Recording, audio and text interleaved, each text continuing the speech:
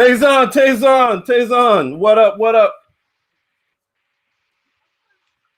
What's going on, man? What's going on? Nothing much. It's that day of the Back for week. the It's Merv and Stacks Tuesday. show feature Taison. How you So making welcome out? everybody.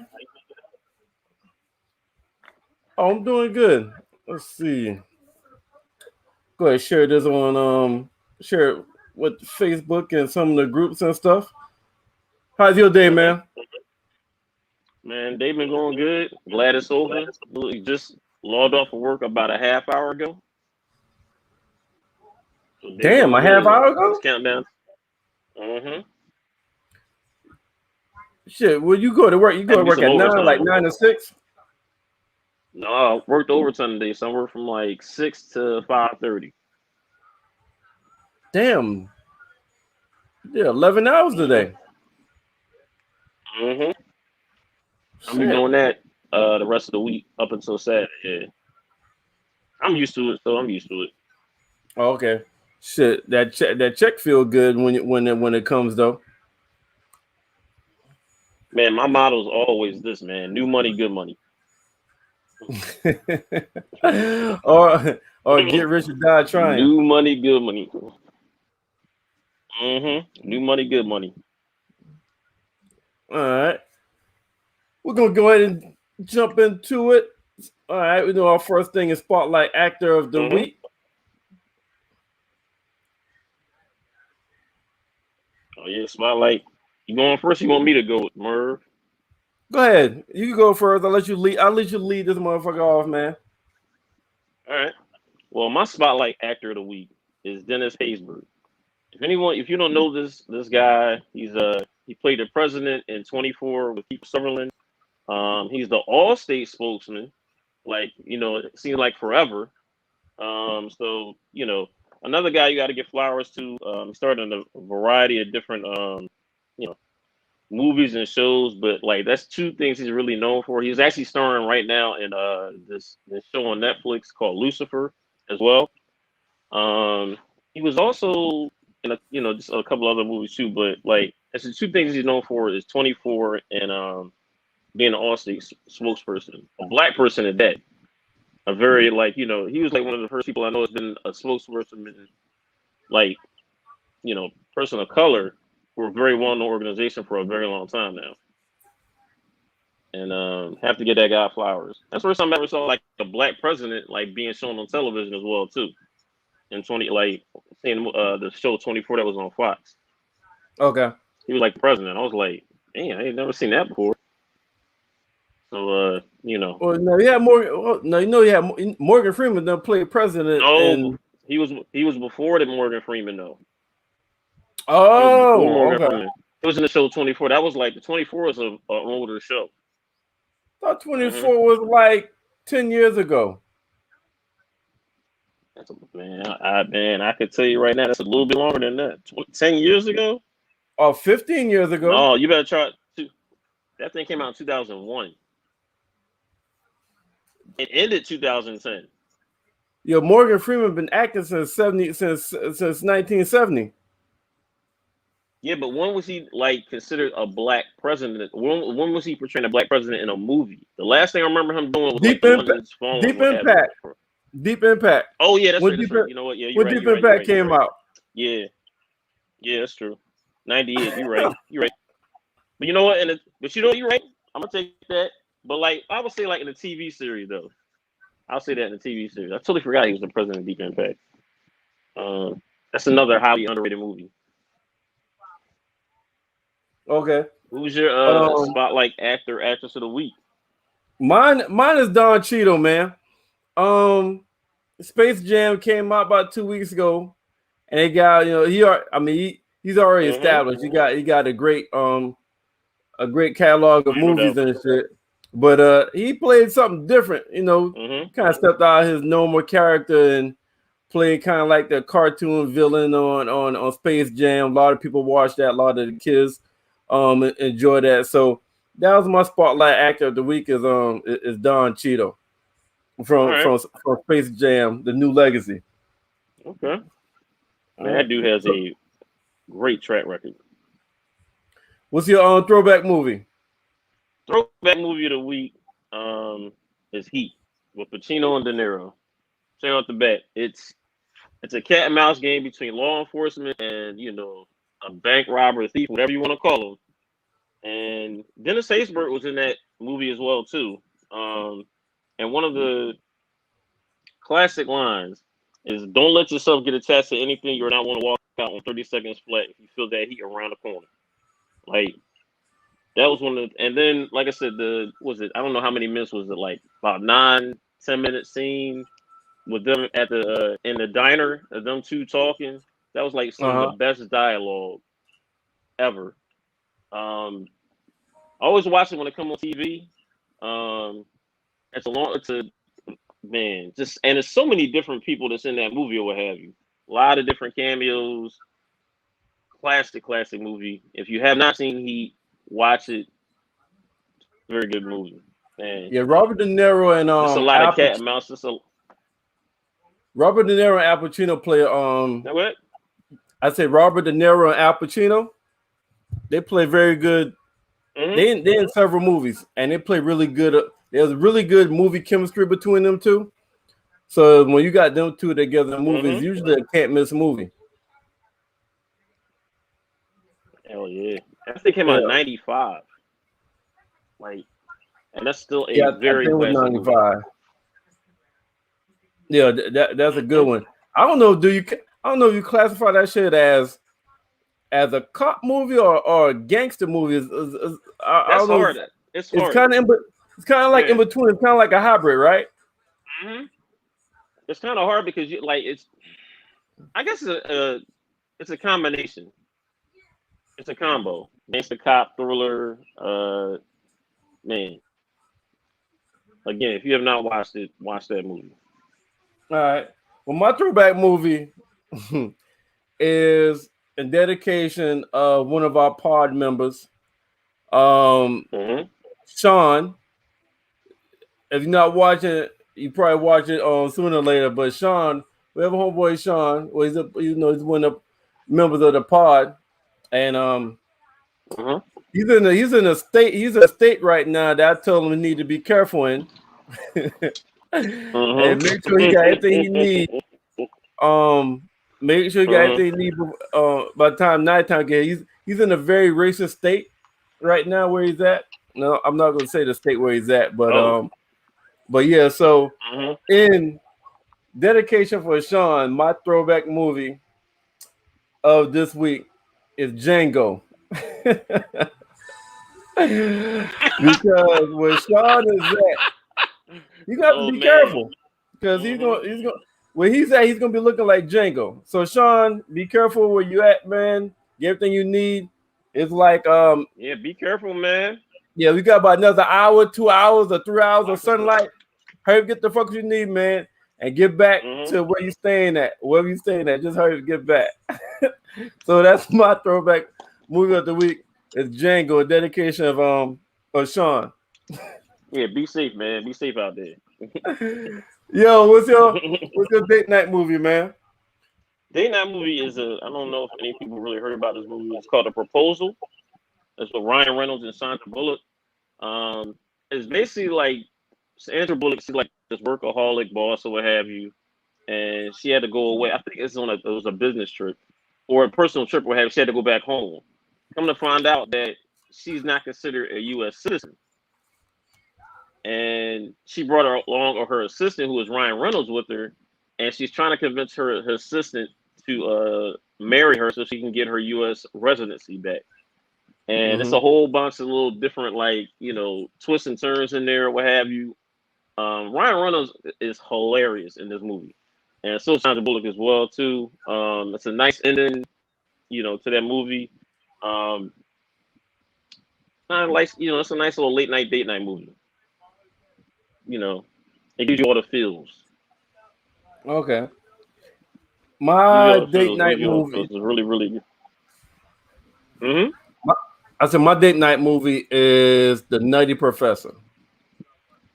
It's like a romance comedy type movie. Is probably mainly known for a comedy because it's got Eddie Murphy in it.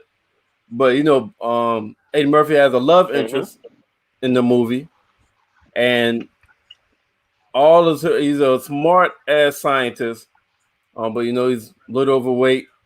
So he finds a formula where he goes from like this overweight kind of goofy looking person to like a smooth. He loses a bunch of weight, turns real smooth, fast talking, and the potion, turns him. He's able to get the ladies. So it's a nice romance comedy. So if it's date night, you and your significant other, you got some comedy, and some romance. By the end of the movie, it turns into a little romance. Well, so that's a good date night movie. So that's my date night movie of the week. All right. What's the minute? Right. So what's the last new movie you watched, man? Whether Netflix or HBO Max or the movies, huh? Oh, Snake Eyes, the G.I. Joe origin movie. Snake Eyes. I want to see that with my son. Yep. What's that about? It came out to the theater. It came out to the movie theater.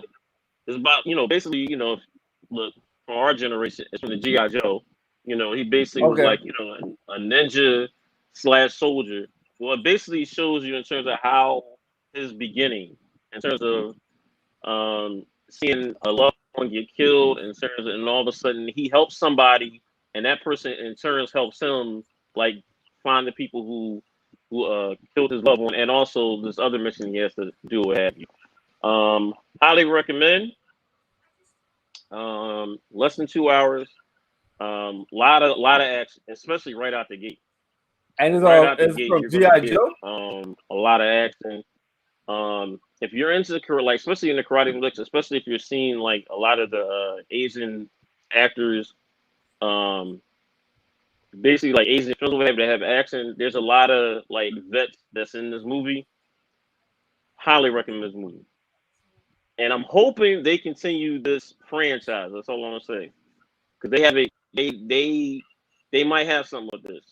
They really might have something with this, because they bring some of the core characters from G.I. Joe into this movie, like like basically like in the middle and the end.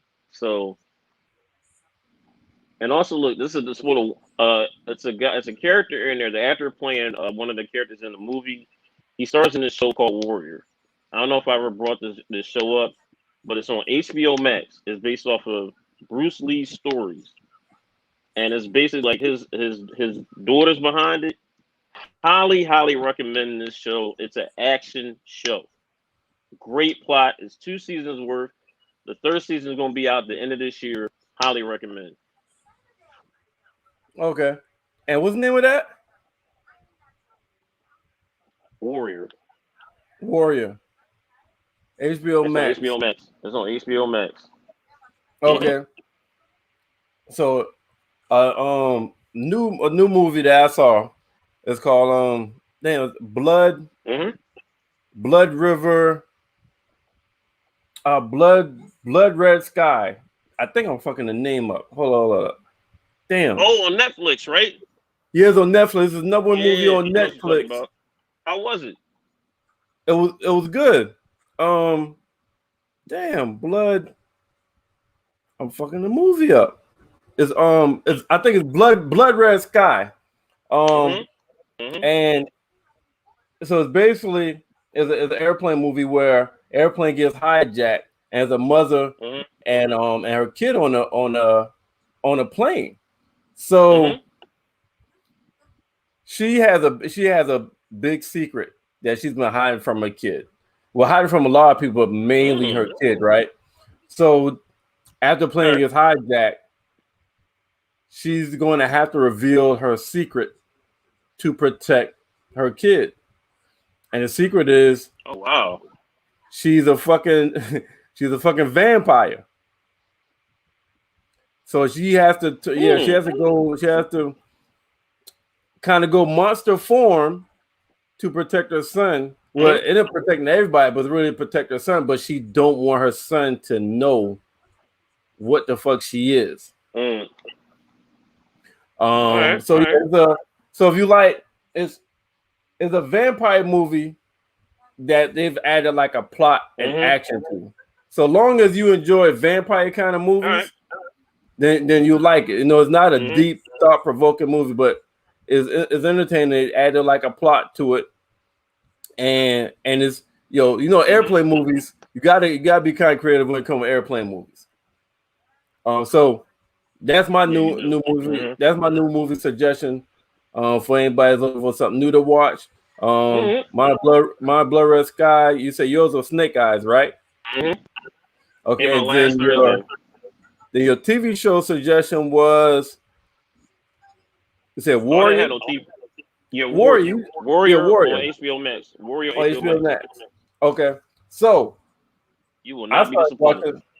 I started watching something, and it's not new because it's season 2, but it's new to me. But if you're into thrillers, or if you're into sci-fi / a little bit of horror or whatnot, there's a TV show I started watching called Evil, and it's the all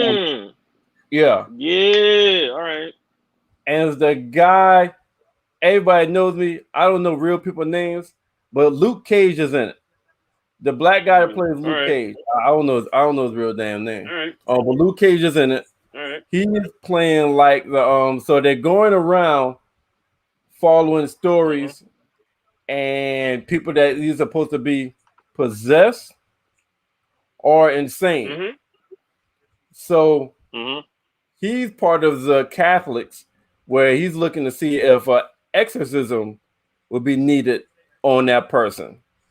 And then he hired like a psychiatrist who only believe in science or medicine. She don't believe in like a religion. She don't believe in any kind of possession, anything like that. She believe everything is either medicine based or scientifically based, and so he hires her for her to also look at the same person to give her professional opinion. Do she think that the person's just insane and maybe there's a chemical imbalance off mentally?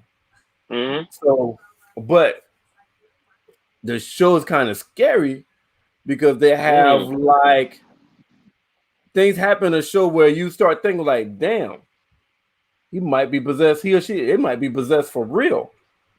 And there's a lot of stuff in the show that's kind of jumpy. Now I like to try to scare myself, so I cut all the lights off. And anything supposed to be kind of like horror thriller, I cut all the lights off, cut that movie on. So only lights that's there is the movie. So a couple of times like, oh shit. So like it's a very good balance of thriller, suspense, mystery, because some of these people that they're examining are accused of crimes like murder and stuff like that. So it's a mystery. All right. It's mystery, crime, thriller, suspense with a little bit of horror because you have some kind of exorcism feel in there as well. And it's called Evil. Luke, like I don't know people's real names. I call him Luke Cage. The black guy that playing Luke Cage. I know you're talking about Luke Cage. Yeah, the black Luke Cage. Yeah. So he's starring in it, and I just started watching that. So we gave y'all 2 new movie suggestions, and we gave y'all 2 TV show suggestions to check out if you're looking for something to watch besides Raising Kanan. We gave you something else to watch. That's Snake Eyes. We're versatile. And Blood Red. I think Blood Red Sky. My bad, I'm fucking up. I think it's Blood Red Sky, but it's the number one. It's the number one watch thing on Netflix. So you go to Netflix and look at the top 10. It's number one. That's how you can find it. And then Evil. If you're looking for a TV show, suspenseful, scary kind of TV show, then it's Evil. All right. So we're going to change up a little bit on this one. So before last we did the top 5, right? We're going to leave the top 5 for the ending part, and the quotes for the ending after we talk. All right. All right. So now go ahead. We're gonna dive into what we came to talk about in the first place, which is raising Kanan. Second episode of raising Kanan. What's your thoughts? Well, hold up. Before your thoughts, we had a lot of people. Mm-hmm. There's a lot of people that's it was a lot of mixed feelings about episode 2, which they connected to episode 1, and they're viewing both of those episodes together about the start of the season. So, what's your thoughts about the first episode, about this episode right here, the second episode of Raising Kanan? All right. It kind of, I like it because it's basically the main storyline of this episode, right? It's something I went back off of last week in terms of Kanan and D Wiz, in terms of who's going to take credit for that killing, right? And I knew that was going to come back up. And like I said, when we saw what happened at the end, that's what we saw. All right, because I'm going to have to break this down. Have you? Are we doing like a deep dive in episode now, or? Yeah, we're doing we're doing overall deep dive synopsis. All right. Of the other in general. All right. This is what I'm gonna say about this though. It's sort of like and I even put this down here too. Like for me, it was like, see, for me, I think it's a good look for Rock, for D-Wiz to go, but also long term, it's a good look for Kanan for D-Wiz to go, because when you saw when quote unquote Kanan's girls getting walked out, D-Wiz come up there was like, yo, Shorty, he wanted to holler at Shorty, right? I don't think people peeped that, like he wanted to holler at her, and I don't think he knew that Kanan wanted to holler at the chick. Remember, he's like, yo, I want to bang Shorty, and I'm thinking like, all right, if you're thinking about it, Kanan now can basically take quote unquote credit for the Bucks killing. The witnesses. But at this point right now, do you want to take credit? No, not now. Not now. But later on, when he gets, probably like season 2, season 3, he can take credit. But now he has nobody. He has no, like, he doesn't have like another person that'll sit there and try to take credit for something that he quote unquote did. Right? It's like a test piece. It's like, look, you're collateral damage. And you got to think, like, if I'm thinking, like, if you're thinking like him, is like, all right, now I don't have another person putting shit up on my girl now, right? Because that's what looked like that's what he was about to do. Eventually, I ain't gonna say now, but eventually you saw like the seeds being planted with that. And also for Rock, it was like, look, she needed the killings and all the little different, like, she needed the killings to stop, and she needed somebody to take this fall. And D-Wiz had to take that. Because, I mean, she doesn't have like the manpower. Remember, you heard Unique was like, well, look, man, I called off the dogs, but they're gonna want somebody. It's like, it's so much I can sit there and call off, right? And it's like, they're gonna need somebody to take the fall for. It's like an eye for an eye. We talked about that last week. It's gonna be an eye for an eye. Okay. He just had to go. So let's go to the break. Let's go to the beginning of the breakfast scene, right? All right. When he's eating breakfast, and his mom's was like, she's been in the game, so she understands the dynamics of everything that's going on, right? Kanan haven't been back to school since everything happened, and she was like, "Yo, this about to be your first day back since everything," and she's checking on him. And this nigga just eating. I don't know if I eat. I don't know, the Frosted Flakes or what. Well, I don't know what kinds he was eating. Yeah, something. Yeah. But she asked him like, "Yo, you going back to school? How you feeling?" And this motherfucker just casually was like, "Yeah, I'm good." It was like, "Yo, but do you realize that the streets are still hot? Maybe I should keep you home a little longer." And he was like, we're gonna keep me home for the rest of school. And she was like, I thought about it, till Right. it dies down, or even a little bit more till it dies down. So, Mm-hmm. what do you credit Kanan nonchalantness to? Do you credit to him being, is he not taking it serious, or does he not understand the dynamics? Which one? I think Which one you feel? Which one you feel is playing more, and why he's doing what his all way right. Now, of? what was the first one again? What was the first one again? Is he just not taking it serious, He's not or taking is it he serious. not? I Or is think he, he's hold not. up? What is he not taking it serious, or is he not understanding the dynamics of everything that just happened? You know what? Now looking back on it, now hold it. Now you say it like that. I think he's not understanding the dynamics of this. He's thinking, all right, I got bull. All right, cool. I'm like the big bad. Hold it. And it comes into play later on. Like he's thinking, all right, I got a body, da da da da. And he's thinking real young minded. He's thinking, all right, I got a body, cool. Nobody gonna mess with me. Nothing's gonna happen. It's gonna be no reciprocal on me. I'm good. What am I have to be worried about? Nobody gonna mess with me. And you know, and everybody's gonna basically be like trying to holler at me, in a good way, right?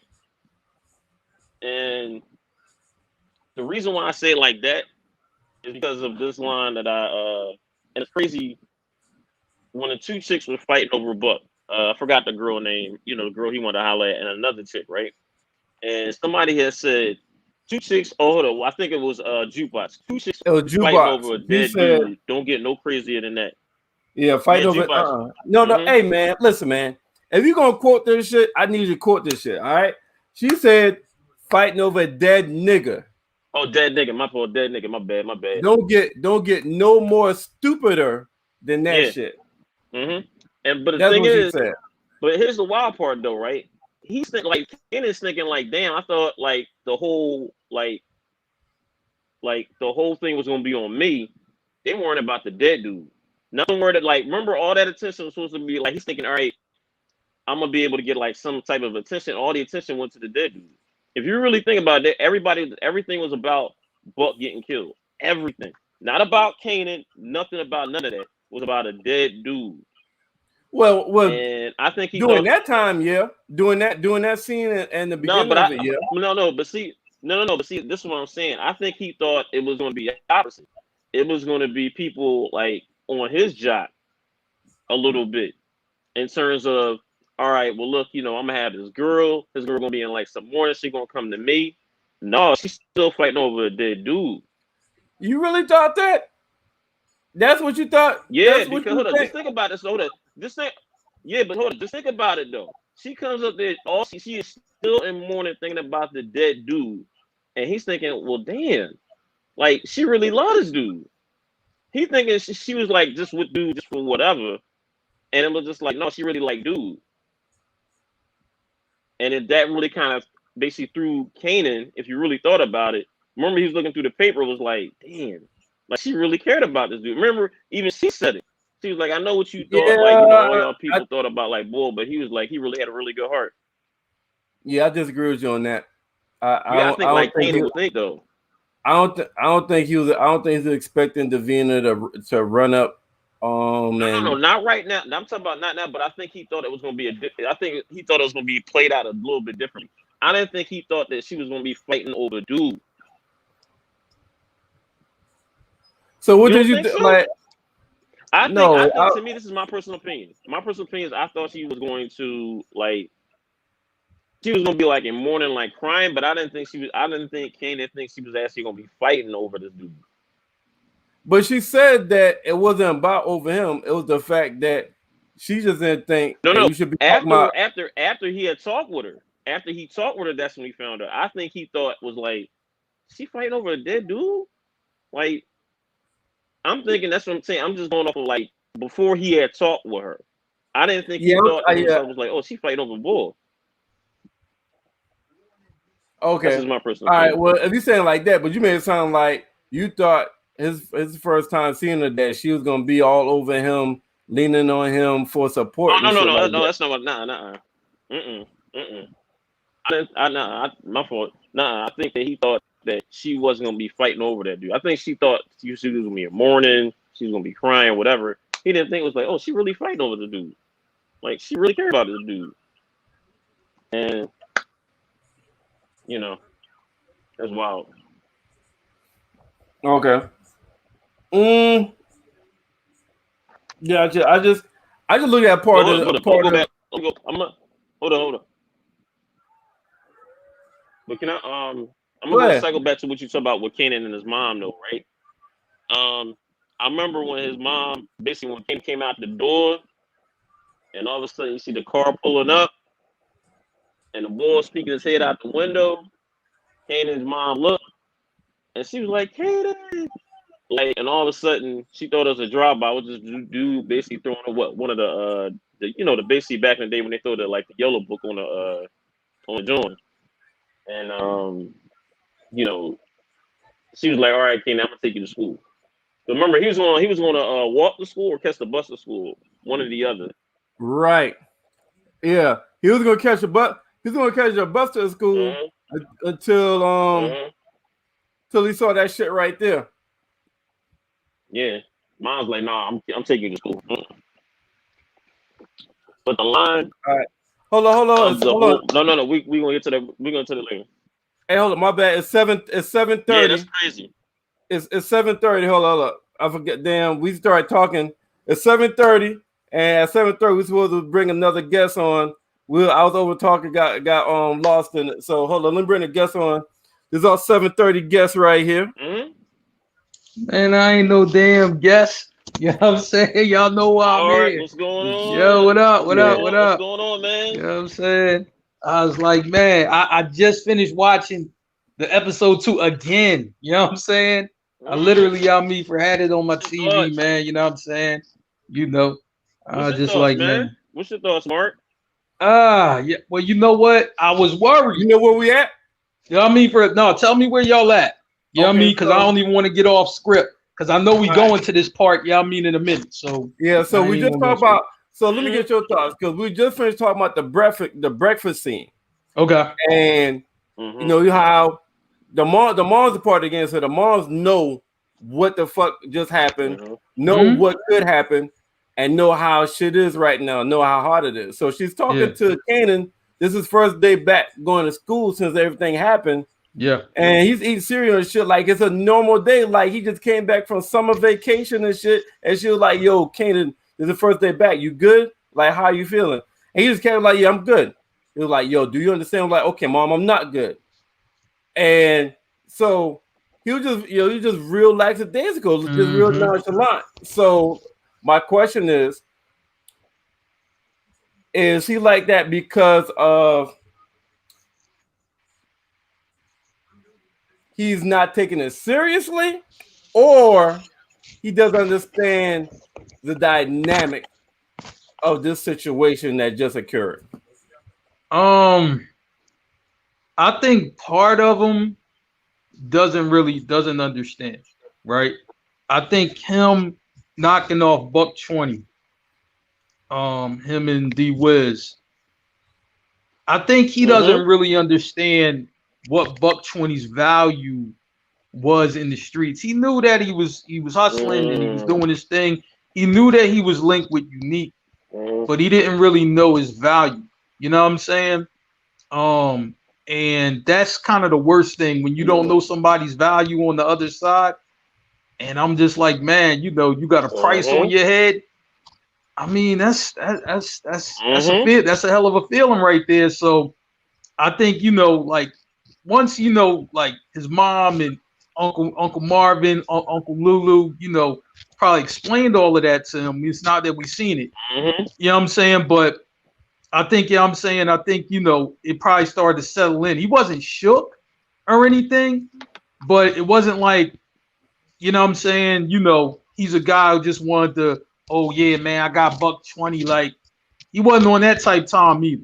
You know what I'm saying? So I say like this, I Mm-hmm. don't know if he understands all of it, but you know what I'm Mm-hmm. saying? I think, like we'll as we go through, this this episode in this series, he'll start to Yeah. understand the ramifications of what he first did and how, you know what I'm saying, it kind of influenced what's going on now. So, but I don't think it was like one of them laughing it off type, yummy, yo, whatever, because, you know what I'm saying, I think he understands, you know, what happened, but he doesn't understand the ramifications of how it works on all levels. And when you're young in the game, you're not going to understand that until you're taught to understand. So you're leaning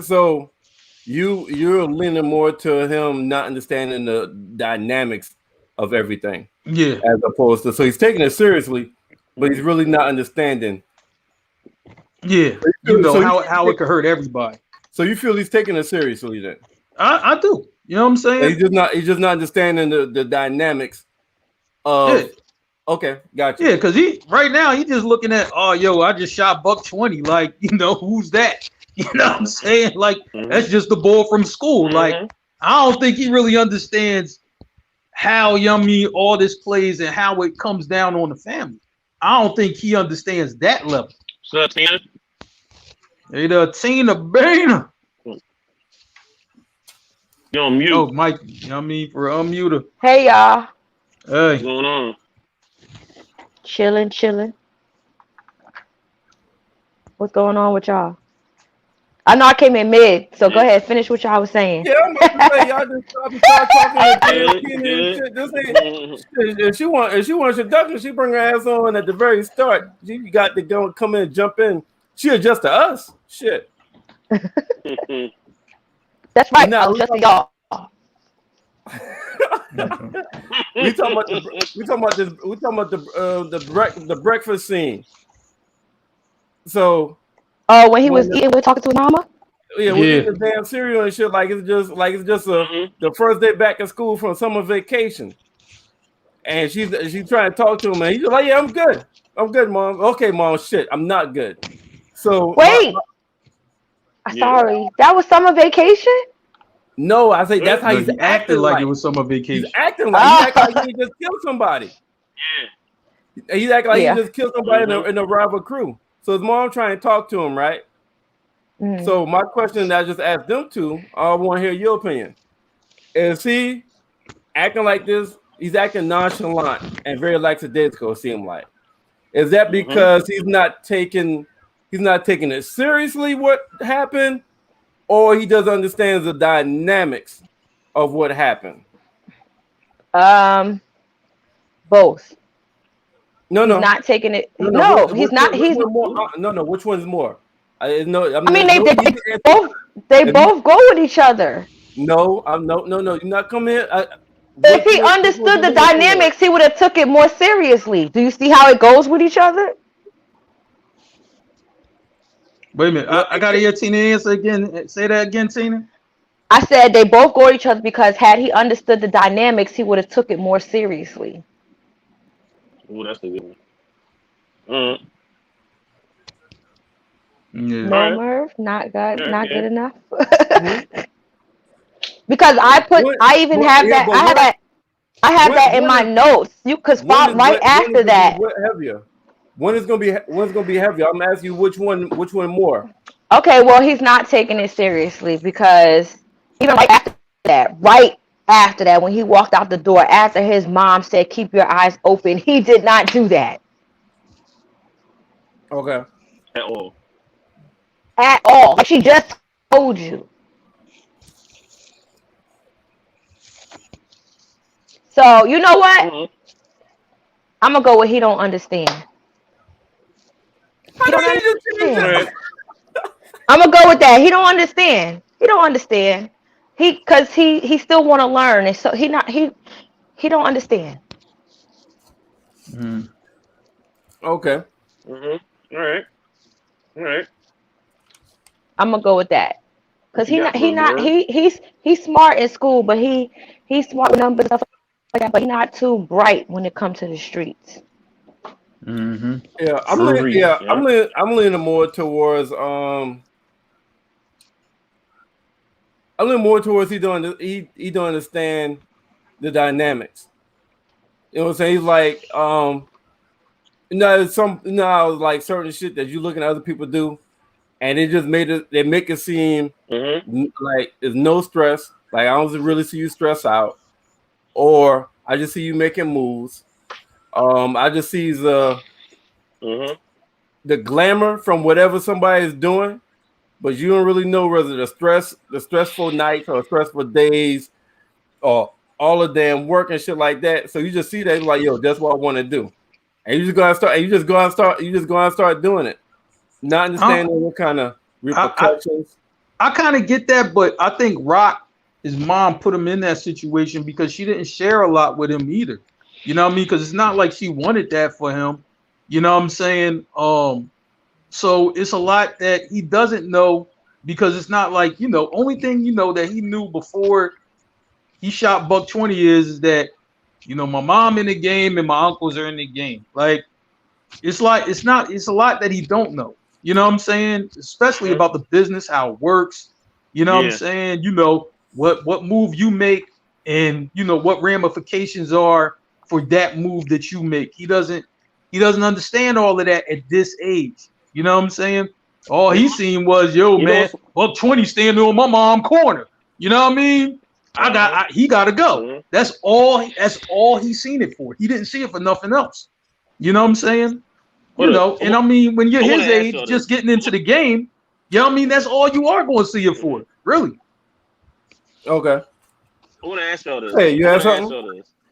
I'm going to ask y'all this. All right. We see that he has really legit no street thing at all. Like, what would you get, like, what would you put, like, in terms of, like, education? Like, street, like, sense a little bit. He really don't. Okay. He don't. He's smart with numbers. Yeah. He's smart with numbers. He just green right now. That's all. He just green. All right, that's what I'm saying. But would you consider him, like, a grade school type of street sense? Or he in high school? You see what I'm saying? Like, where's he starting grade school. It's definitely grade school. He green. Like, he really, it's a lot he really don't know. He real green. Like, I mean, man, when you first get on them corners, right? The first time, I mean, you green. You just don't. you know what I'm saying? And then the guys, I mean, for that, you know what I'm saying, kind of bring you along. They'll let you know what mistake you made. Like, yo, how come look, if the stash is here, why are you over here? You know what I'm saying? How come that man is in this place? Like, and you green, you don't know how to answer questions, you nervous. I mean, all of that's going through your mind. He didn't even know what was going on. His boys came and got him and told him about what's his name, Buck 20 being on the corner. He was hesitant. Like, so what you want me to do? That's the look he had on his face, like we don't know. but here's the thing. I mean, outside of the prodigies that just understand how that game works, and kind of, can make moves like as soon as they get in it, which is rare, far and few between. That's rare. Most people, when they start out, they green. It's a lot they don't know. I've been there. I understand that. I wasn't no damn prodigy. You know what I'm saying? You green. That's the way it works. All right. So let's pivot. Let's pivot. We're gonna pivot and we're gonna fast forward a little bit, right? Okay. All right. So I'm about to put something up. Don't respond right away. Wait till I take it down. Okay. I saw this in one of the groups. It's like, what did Kanan mother mean by get your Reggie Jackson on? And that's wild. Hey, that's funny, yummy. That's funny. Hold on. Yes, no. When y'all first watched it, did y'all catch that? And did y'all know what she was talking about? Hell yeah! Not when she first said it. When you first watched, you knew what she was talking about, Mark? Yeah, shit. Yeah, rock that nigga. You know what I'm saying? What do you do when you put a baseball bat to somebody's head? Hold up, Tina. Yes. What about you? No, I didn't know at first. Huh? No, I didn't know at first. I didn't know. Yeah, I didn't know at first until the uncle picked up. And I was like, "Oop, I know that's what about." Yep. Yeah. I just remember them Kanan said they talk in code. Yo, I'm gonna tell you. You know what's crazy? When she said that, right? you know what entered my mind? You remember New Jack City, y'all mean, bro, when the girl Tasha got out and was, y'all mean, rock that ball, and she was just like, rock-a-bye, baby. That's exactly what I thought about when she said it. You know what I mean? That's why I was just like Reggie Jackson. Reggie Jackson, I'm like, you know, that boy, y'all mean, bro, used to rock them balls off that damn bat. So, you know what I'm saying? What's the street equivalent to that? Rock somebody in the, you know what I mean? Rock somebody and they don't. You know what I mean? You know, that's what I got from it. You know what I mean? I should have basically called it. No, you're right. I should have caught this when she said, like, you know, I don't really want to do this, but it got to be done. And I'm like, when like, you know, we saw later on when Lou picked up what's the name, I was like, all right, that's what she meant. Man, and I'm gonna tell you another clue, you know what I mean, for that rock drop. You know what I'm saying? She was talking about, you know what I mean, for like who had the guns, right? Where they get the guns from? D-Wiz, his brother, and blah blah blah blah blah. I thought, but you know what? When they said when she said that, I thought they was gonna rock the brother. I didn't. You know what I mean? I thought they was rocking him. I thought they was gonna rock the brother because that's who they got the guns from. So my initial thought was, I like, well, maybe D-Wiz in the clear and they gonna blame this other boy. You know, because they didn't talk favorably. They didn't talk favorably about him. You know what I mean? Because he like, yeah, that boy just got home from jail and he be in and out of jail and all this. So I was just like, oh, maybe they just blame that boy. And you know, and now I ain't gonna lie, I had to watch this shit twice. On the second one is when I caught them shit, right? And this is another one that I missed. Right here. Like the saddest part about it all is Rock made Kanan unknowingly set his friend up. She had him invite him over, and cousin swooped him right up. So somebody said that's going to make him be so angry and feel guilty. That's only if he find out. That's only if he finds out, though. But I missed that part when. I missed that part when. Hold up. I missed that part when she was like, "Yo, I got a bootleg copy of New Jack City. Won't you invite somebody over? Matter of fact, invite D-Wiz. D-Wiz over, Mom had that set up from the gate. From the gate. I'm trying to tell you. Find out, what y'all think about that? Y'all think he's gonna find out? I think he's going. I think he'll find out. Per the preview for next week, yes. Yeah, I think because he told somebody. He said something about I'll give you my mom and if you give me this. He said some shit like that. Oh shit. Yeah. But once again, you know what I mean, he about to step out there. Next week gonna be something. He about to step out there without knowing. That's grimy. That's grimy. Because now I get why she did what she did, but at the same time, that's his boy. Like that's his friend. Also, you know what I mean, for Kanan said that boy talk too much. You know what I mean, for real, you know, trying to claim the body and all that. You know what I mean, shut the fuck up. But we don't know who shot who. They both was busting. We don't know whose bullet hit who. Like we don't know. But D-Wiz wanted to claim it though. And yeah, the fact that he wanted to claim it, shit, go ahead, you got it. Hold up. He not only wanted to claim it though, right? But remember, he tried to push up on Kanan's girl at that while she was getting walked out. But that wasn't his girl. Yeah, that's not his girl. Well, that's a girl he wants. But that's just a girl he likes. It's not his girl.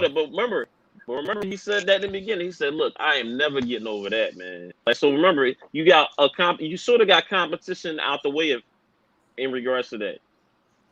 Not really good. That way. Yes, he do. Why not? Yeah. Well, they don't know how he feel. Only Jukebox know how he feel. Only Jukebox know how he feel about the girl. Hold up, exactly. But now he can say, "Well, look, I don't have like another person trying to push up on the chick." Yeah, I mean that's part of that, man. That wasn't his concern at all. That chick not even thinking about him, but she damn sure think that he had something to do with it. Yeah, I would say like this, like him, getting all the way to the point of shooting buck 20. All of that plays into why he shot him. You know what I'm saying? You know, it ain't one reason why he shot him. It's a multitude of reasons why he shot him, and that's one of the multitude of reasons why he shot him. Not the That's only true. reason, but a part of the reason. it. You know what I'm saying? Mhm. Like Oh, when you're you right. punch somebody in the face, it's never one reason why you punch somebody in the face. It's probably a No, it's multitude of reasons multiple of why I'm gonna reasons. hook off on this bull. You know what I'm saying? You know, Yeah, it there's ain't a one reason why I'm reason doing like, all yeah, this. man, bull stepped on my foot, I'm gonna hook off on him. No, probably it's Oh, more no, than no, that. no, no. You know what I Yeah, mean? pretty much. Mhm. So let me ask y'all a question. Mhm. And before, and it's gonna seem random, but it's a reason. Um, Tina, you the only child, right? Mm-hmm. And Mark, you got a brother. How Sister many too. siblings you got? Yeah, the brother, sister. You know what I'm Okay. saying? Tay, Yep. I know you got a brother. You got any other siblings? I got a twin brother. I got a twin brother and an older brother. All right. I'll start with you first. You and your twin, are y'all similar? Do y'all act alike? You do. In Okay, some ways, what I would about say the not all the time. but overall? Oh, the older brother, we're a little bit different. A little bit different. Okay, a little bit. Hey, Mark, you and your brother, Mhm. Yeah. y'all overall similar? No. You know what I'm saying? My brother's more calm. He thinks more. He thinks ahead more. Me, you know what I mean? I just, whatever come to mind, we just gonna do it, good or bad. You know what I'm Okay. saying? All right. So I have one brother. I got one brother, three sisters. Me and my brother, 15 years apart. But for the most part, overall, you know what I'm saying? We similar a lot of ways. Granted, a lot of my shit came from watching him grow up, so that's why. But these two niggas, Lulu and Marvin, Uncle Lulu, Uncle Marvin, these Oh motherfuckers man, is like polar opposite too in different. every fucking Yes. thing, in every fucking Night and way. day. Yeah. You know what I mean? Like, them niggas, the only thing is neither one of Night and them day. minds, neither one of them is neither one of them mind going toe to toe with somebody. That's the only thing similar is they about that life. But other than that, like Marvin's just I'm gonna say like Well, that. you know what they say. It's not for everybody, but you know what they say that the parents always mess up with the first child. Yeah, I mean, shoot, me and my brother, Yeah. I'm like, we totally different. You know what I mean? We don't act the same enough, right? Now that's still, my right hand, like, you know what I'm saying? But when it comes to protecting the family, you know what I mean, or protecting people we got close, I mean, we lock and step. You know what I'm saying? With shit like that. But Yeah. just every day, how you carry yourself and all of that, we totally different. I mean, totally yeah. different. I mean, I like Marvin because he don't come off as a follower. He in his own world. He do his own thing. Hold up. The I'm other gonna ask a brother, question. the other brother is a follower to Lulu, me. He follow everything his sister tell him to do. Hold up. I'm gonna ask you a question about, like you said there, Tina, about Lou. All right, one way basically went to the bodega spot, what have you, right? And all of a sudden, like, Rock found out that the chick is like the chick of the bodega owner, the wife of the bodega owner is the one who set it up, not the actual person who owned it. And I was like, I would be looking at like Lou, like, dog, you didn't sell the bull, you got it from the chick wife. I'm like, yo, what are you doing? Because remember when they got there, the bull didn't know what he was talking about, and he was like, oh, you talking to my wife?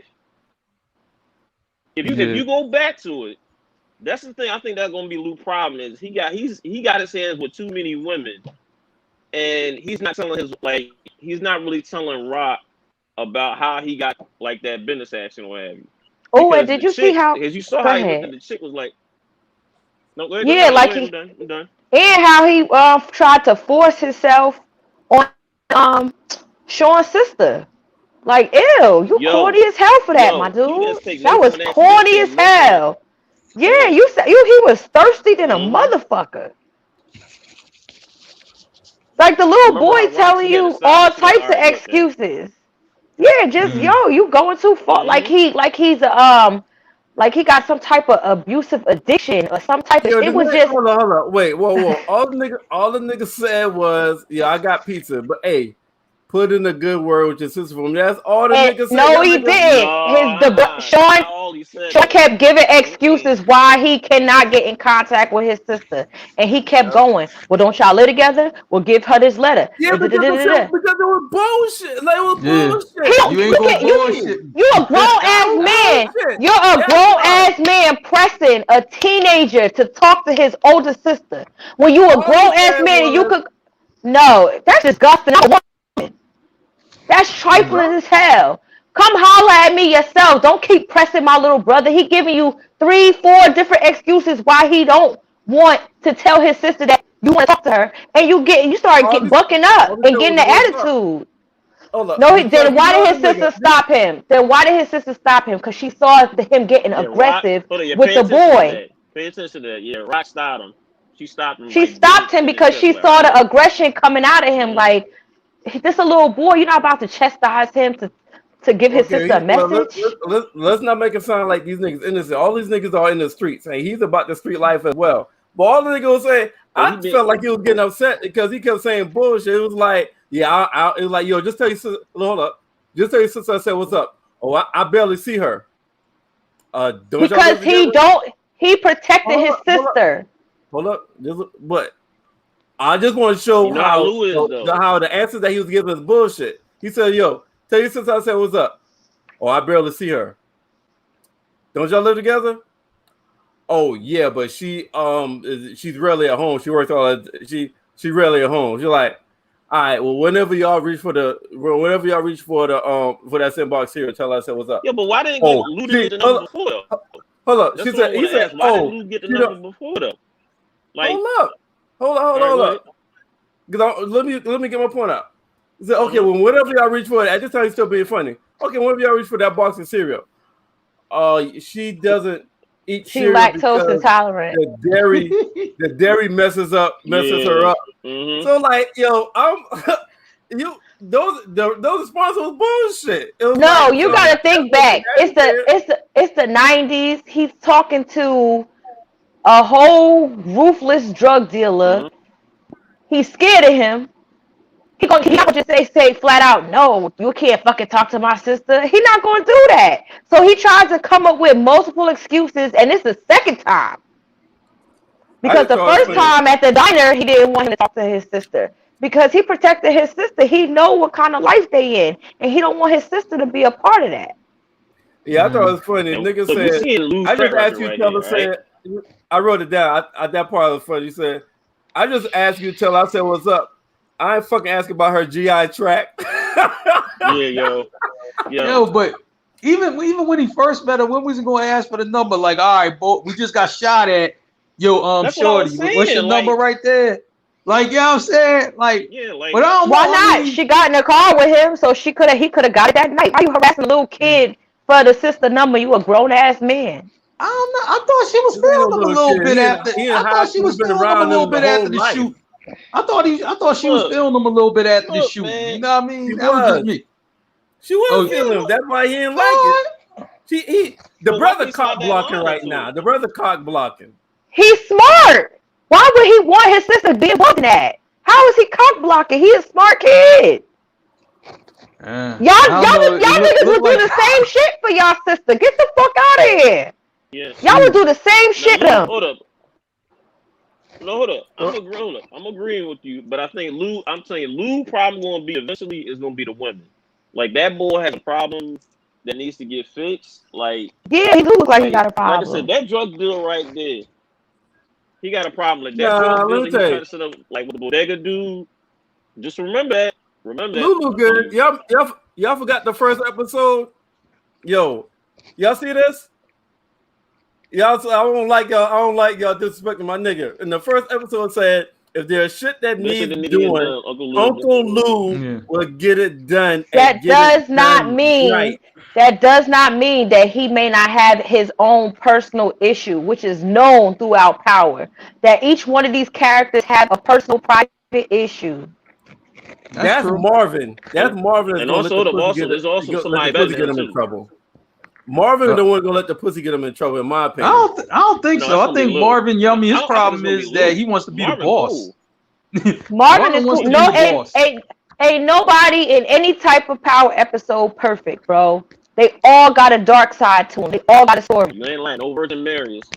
No Virgin Yeah. Marys on this one. Oh, no, I ain't saying nobody perfect, but I think Marvin's the one that's going down. Let the vices No, and I the think it's gonna be pussy little. and shit like that No, I think get it's them gonna in be little. trouble. Nah, I think think it's gonna Marvin, be you know what I little. mean, is able to I think it's move gonna in be that little. life pretty good. I think, you know what I mean, it's going to be that opportunity just because he's an opportunist. That's what's going to get him in trouble at some point Yeah. during the show. Yeah. Because, I mean, this is what happens to opportunists. You know what I'm saying? It never just works out perfectly for him It all the never time. Don't does. forget, Always it's not that he's an opportunist. He never misses an opportunity. He never misses an opportunity for never It's misses an opportunity. opportunity to take an He opportunity. never misses an opportunity to To miss miss an an opportunity. opportunity. Mm. So meaning So niggas a fuck up. he always missed an opportunity. But So he wants to be the boss. I don't think he want to be the boss. I just think he live in his own world. He's nonchalant. He just How many live in times his Rock own done set world. him straight? You know what I mean? For when he He just try something or goofy. whatever. I don't think he nonchalant. He got that I don't give a fuck attitude. I'm just gonna live life. I don't think he want to be a boss. Like he don't care. He just like when they was sitting at the table eating, and then he was telling them about. First of all, technically he gave them the idea. He just used the wrong business, and that gave the other brother the idea. Like, oh shit, we could use this person's store instead of the whole fake ass fish store. And you know what I'm saying? He still put the idea in their head. Then he said, "Oh, and I'm gonna have a party." And she like, "Oh, you thinking about having a party while we dealing with these streets, basically?" And he was like, y'all can come, y'all invited. You know what I'm saying? Like he didn't give a fuck. He said he like a stress-free, a worry-free person. He just live life without a care in the world. Let me ask both of y'all this, right? Tina, what you just said, this bill, but can you really be worry-free when you're in that game?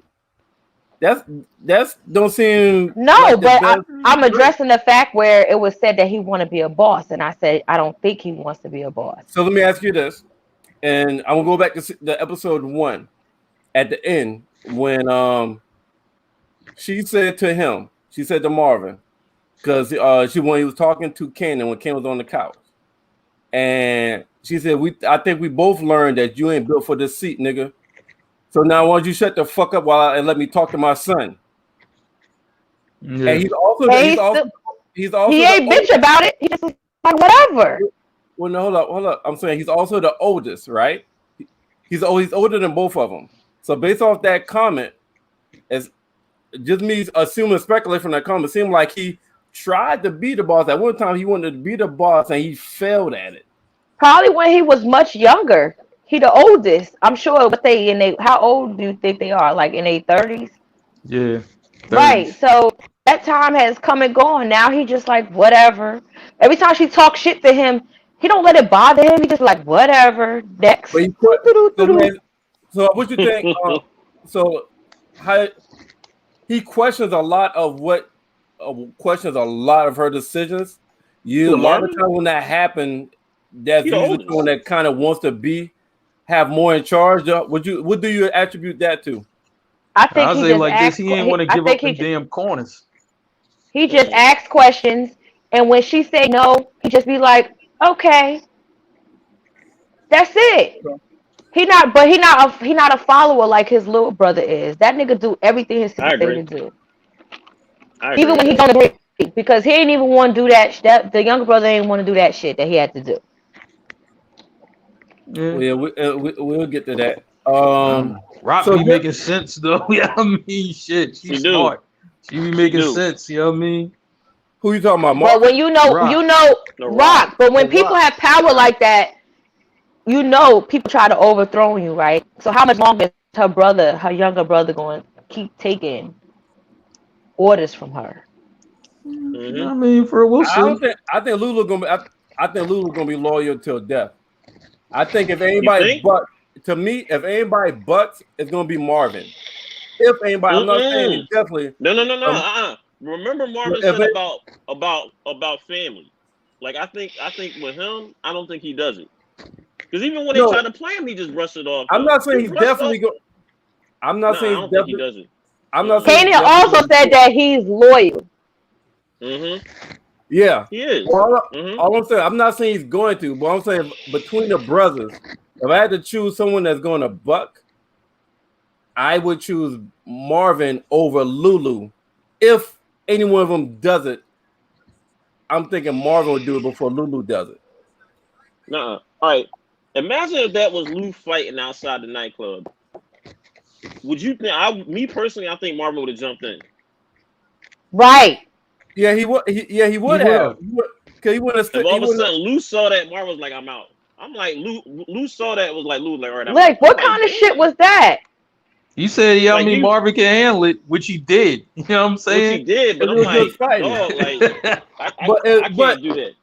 But Lulu had an assignment that timing was of essence and had to be done just right. You could have grabbed your brother and said, "Let's get the fuck out of here." He wouldn't even got locked the fuck up.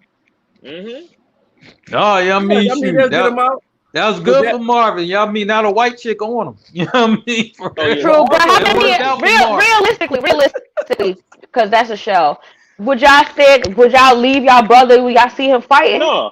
No, I ain't no way. Never. Ain't no way. You know what I'm saying? No way. Nah. No way. Exactly. You know what I mean? Yes, can Marvin handle his own? Clearly he can.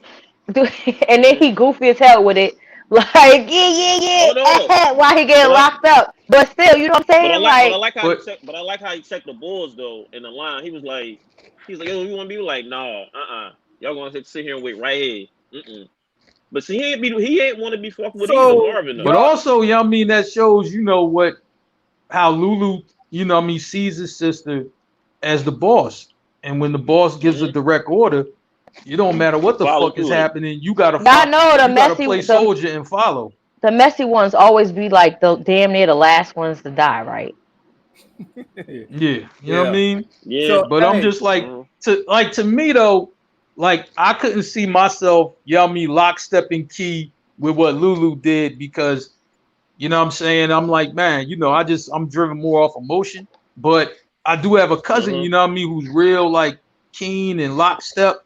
You know what I'm saying? And I'm just like, yo, if he seen me handling it, Mark handling these niggas, I got to do this. It's almost like I can see that happening with him. Almost like, yo, y'all can't get mad at Lulu because he's disciplined. He's disciplined. This is the line. Like a lot of time we in the street. No, he's disciplined. And Mark, let me ask, Mark, correct me if I'm wrong, because I have family, I have friends in the street, so I'm not a street person, but. To my understanding, a lot of times when you in that street life, you have to decide. There's always shit going on that you could right, but you have to decide. Okay, which one is most important to handle right now? And in that moment, it was more important to handle this Reggie Jackson of getting rid of doing that because we're gonna say that flags of doing that. Over, okay, my brother just got into a fight. That nigga be all right. Yeah, I'm gonna tell you. It was more important. You know what I'm saying? Is to do that. I mean, it's when you're disciplined by street guys, it's different than being disciplined by your parents or somebody like that. You know what I'm saying? I mean, and if you don't follow exactly what you're supposed to do, that discipline, woo, it can come down. It can come down pretty heavy. It's always the one that's disciplined that want to break fly of that shit. Tommy was disciplined, and eventually he was tired. He got tired. Tommy who? No, he wasn't. Yes, he may have spoke his word, but he always ended up doing what Ghost said to do, and eventually he got tired of listening to Ghost. He wasn't disciplined though. Yeah, disciplined enough to listen. Well, him and Ghost were supposed to be partners, not just because. What's his name? Lulu. He don't speak up, but he do make faces to let his sister know, like, bruh, really. But he gonna get tired of taking orders. He gonna get tired of taking her orders. Hold up. Do you trust Lulu's business acumen though? Do you trust his decision making? Because I told you that deal with the bodega when the owner didn't know what he was talking about. And like Rock looked at him. Yeah, but hold up. You didn't tell Bull? Hold on. I used the wrong example. Looked at her first. I used the wrong example. I used the Yeah, wrong example. Let me use he did. He did. She did. what's her She did. name? What's Mary J. Blige's name? Monet. Let me use Monet. Monet and Kane because that's who Lulu is. He's Rock's hitter. Hmm. She give out an order, he do the dirty work. Mm-hmm. But he's not. Kane was wild. Lulu ain't wild. But his mom could control him, and eventually he got tired when he felt like his mom crossed him. You Yeah. know what? We this episode. What we talking about right now? Don't be Recording. sleepy. Don't be sleeping on them quiet motherfuckers. Those are the ones you need to watch out I'm for. not. See, I'm here's the not thing. sleeping. Everybody knows Marvin is loose at the mouth. He's a partier. He just got this Mm-hmm. nonchalant, dumb kind of blonde head mentality. But it's the ones Mm-hmm. that's quiet But is the it, ones you you got to know, watch out for, because I'm that's the I'm ones gonna you say don't like this. know. It also Yep. speaks to your point, Merv. You know, when you were asking, you know what I mean, for about, brothers and sisters and everything like that. You know what I mean? My brother's quiet. You know what I'm saying? I'm just like me, you know what I mean? You kind of know what you're gonna get with me, but with him, you don't know what the fuck's coming. And that's more dangerous. You know what I'm saying? But I always say that. I just like, man, between me and my brother, who's more dangerous? Probably my brother. You know what I'm Okay. saying? I'm about to. I'm going to pivot. We're going to pivot, and I'm going to bring up a concept, and this probably going to be Tina bag, but I think I just noticed something, and let me know if I'm overthinking. If I'm Mm-hmm. overthinking it, or if y'all think that this might have been part of what they was thinking when they produced this episode, or if it's just a pure coincidence. All right. So, when I rewatched this episode, I noticed it seemed like it was a theme in this episode. Mm-hmm. Tay brought up earlier when they went to old boy, and he said that the husband didn't know what he was talking about, which I think the husband did, but he didn't like the fact that the wife was making business decisions when they asked. When he brought up, he said, "My wife don't talk business. I talk business." That's one example right there. Fast forward to the Mm-hmm. same scene, and when the dude was talking, he kept talking to Lulu, and Lulu's like, Yeah. "I don't know what you talking to me for. She run that shit," and She he the was like, boss. Mm-hmm. "Okay." Then he started talking to Rock. Now let's jump to another scene where the detective is out there talking to Unique, and Unique Yeah, I know what you about to say. the Mm-hmm. detective was like, "Yo, one of the worst things that happened to the city is when Rock took over High Post, because either she don't fucking Mm-hmm. listen or she don't know what the fucking rules are, and his rules is shit. One crew, one kingdom. My money on you, run it. As long as you don't have nobody dying, I help you. I help you get that throne." So those three scenes, it's almost Only one like king can rule a kingdom. it's almost like kind of a feminism concept was kind of presented in this episode, like during that Mm-hmm. time, like women ain't supposed to be in charge. Women is not supposed to be Mm-hmm. handling business. Women is not supposed to be broken deals, especially if there's a guy involved that could do the same thing. So, am I overthinking? Do y'all think that was put in there just coincidence, or do you think that might have been a little bit part of the episode what they wanted to present? You not overthinking. You're not You're not overthinking overthinking. Okay. because Mm-mm, if you not at see That's all. how. like in real life, right? You know what I'm saying? How the women, you know what I mean? How some of the women became queen pins.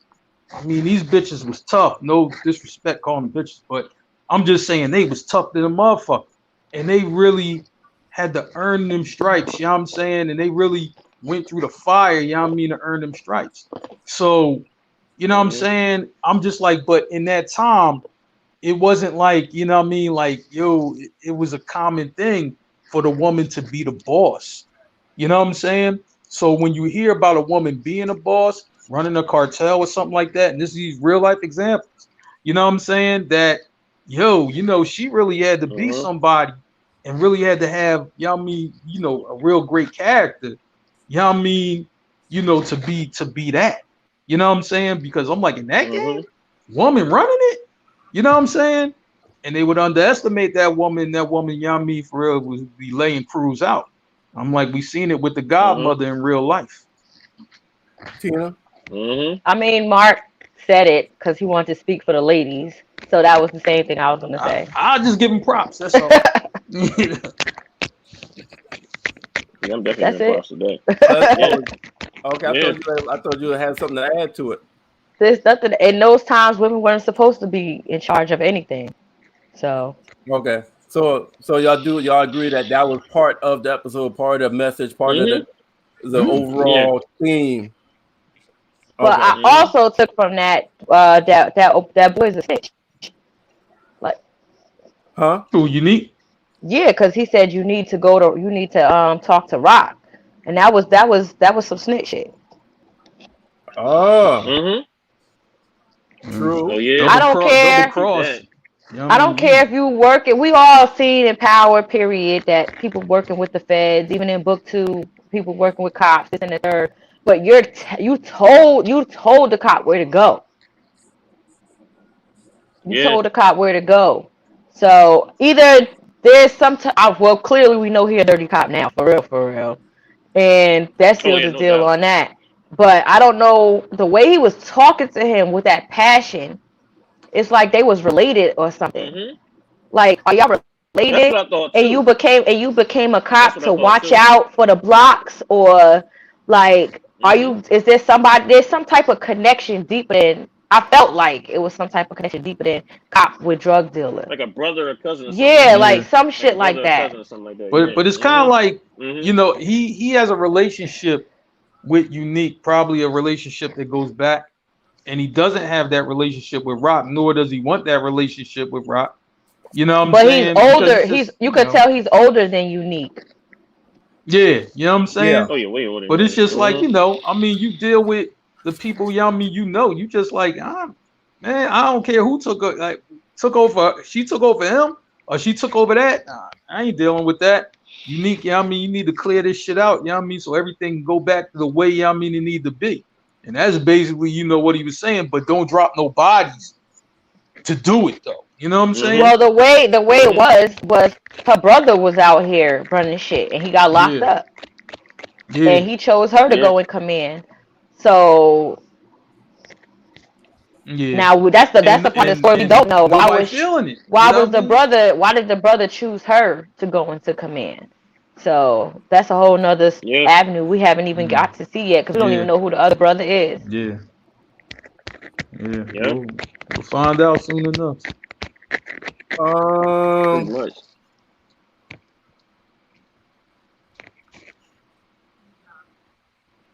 Now the bounties already came off. No, the street bounties.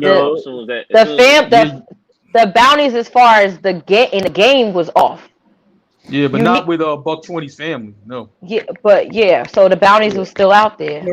So remember, Unique and Rock was talking when they met. I think that was the cemetery they met at. Cemetery, yeah. And he was like, "Yo, you're not." I put that up for a power moment, real quick.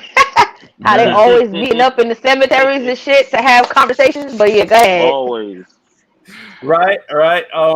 I do feel that seems like the same cemetery that the last episode of Power book 2 was, when Monet came and approached Tommy and everything. That seemed like the same cemetery.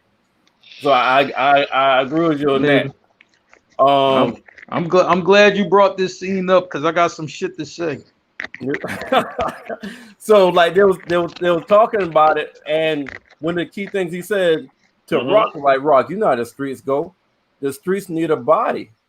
Eye for an eye. And I think that scene is what led to the Reggie Jackson assignment. Yeah. Yep. Exactly. You know what I'm saying? We said that last week, though. I was saying this before, right? In the streets, for real.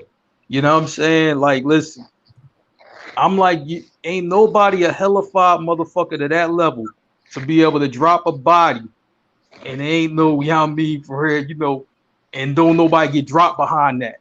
But You it know could what I'm have been a saying? setup. Especially, It could no, have but been what a I'm setup. saying is, I mean, it could have been, but what I'm saying is, you know what I mean, like a young bull, right? And Kanan and D Wiz, they young bulls, you know what I mean, for real, just getting started.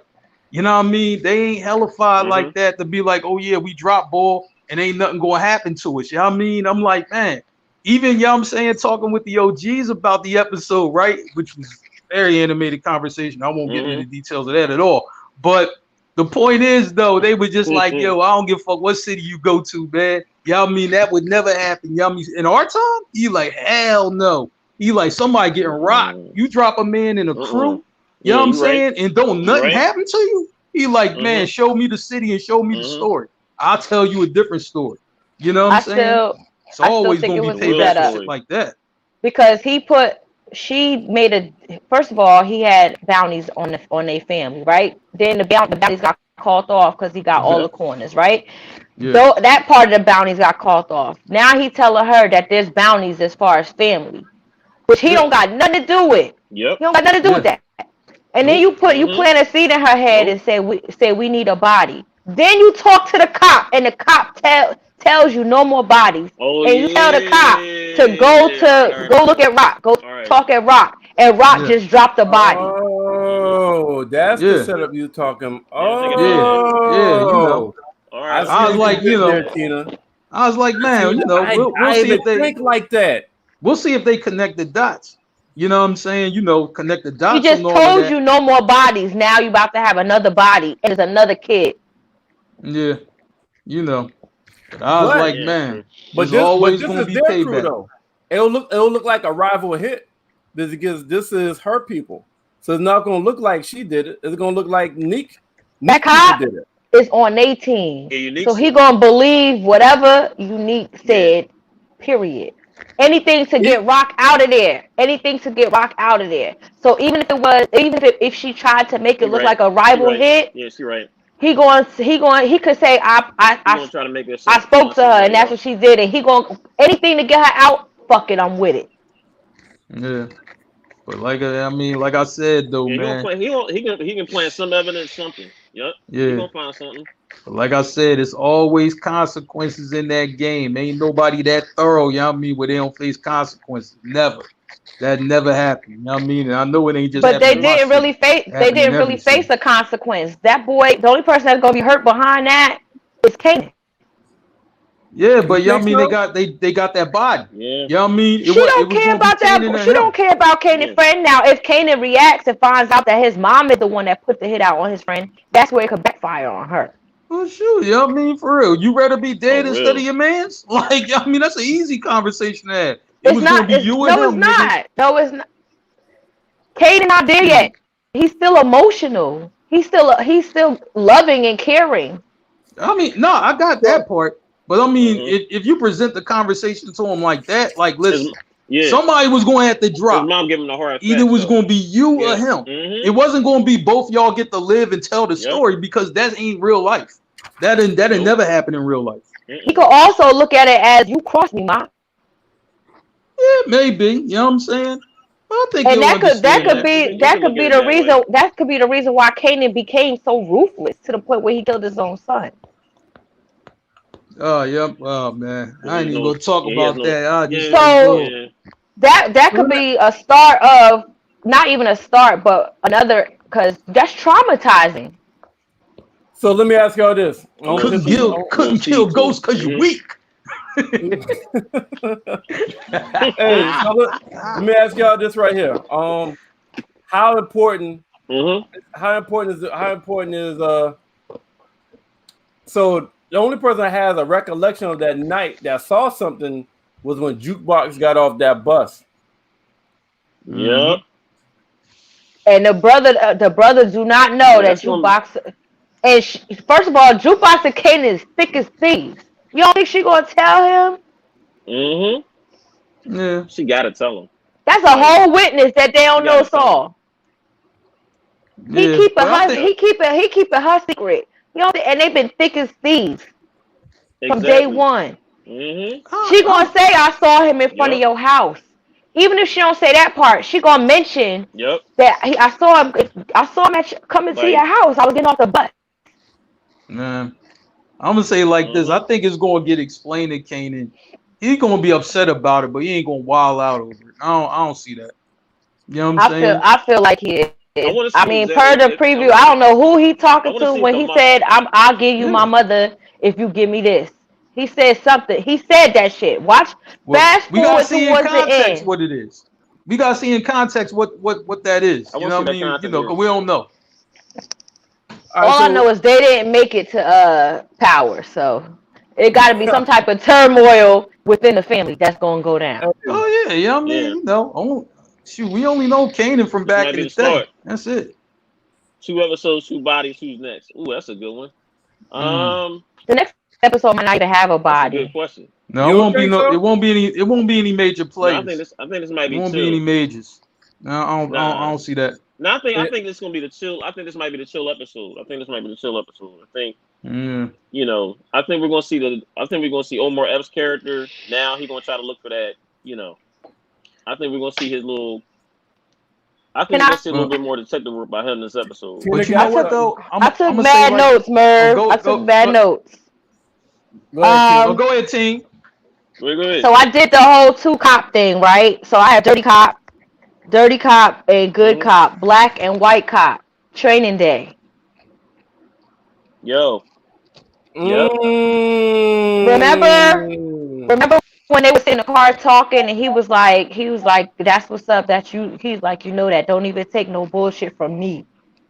Right. And she's by the books, and he's not. Damn, that's a good one. And she's shocked by that though. That's crazy. She might take Omar Epps out. She might take Omar Epps out. But before it's all said and done. Hold up. Could she flip and go with Rock? No. I don't know about flipping. I think she's gonna stay on the straight and narrow. She's gonna learn the game that Omar is teaching her. But she's going to, because she's a good cop, she's gonna get him.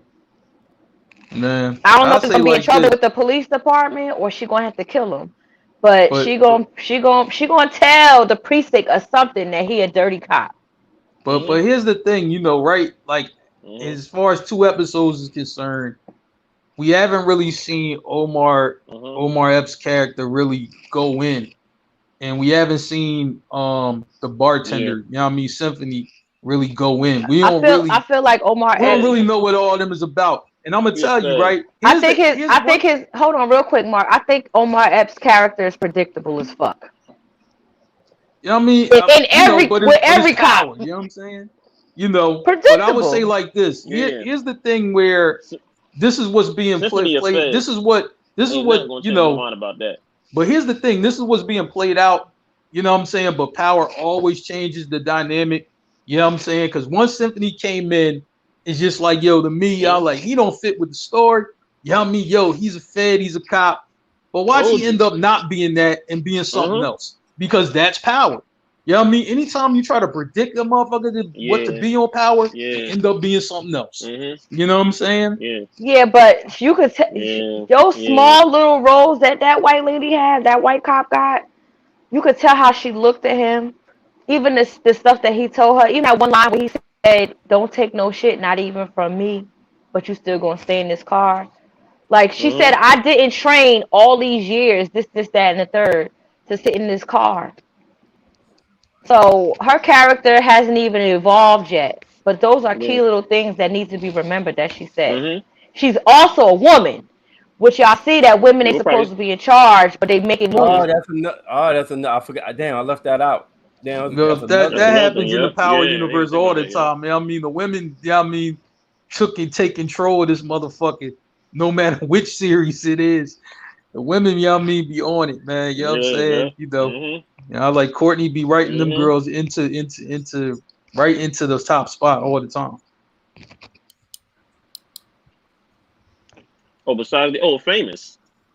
Who y'all think steps up?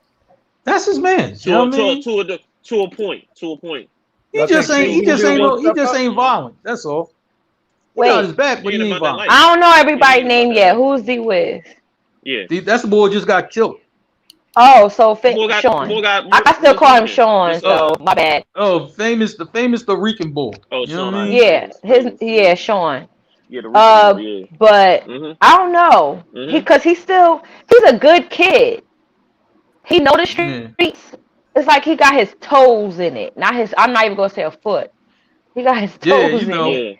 Yeah. Yeah, Cause he's he the still a type good of yeah. He kid. got souls in He him. the Yeah. loud, Yeah. he the loud, rowdy kid in the school. You saw how he was Mhm. when the girls had to fight or whatever. But he's a good kid. Like I Mhm. want to do music because I want to get here.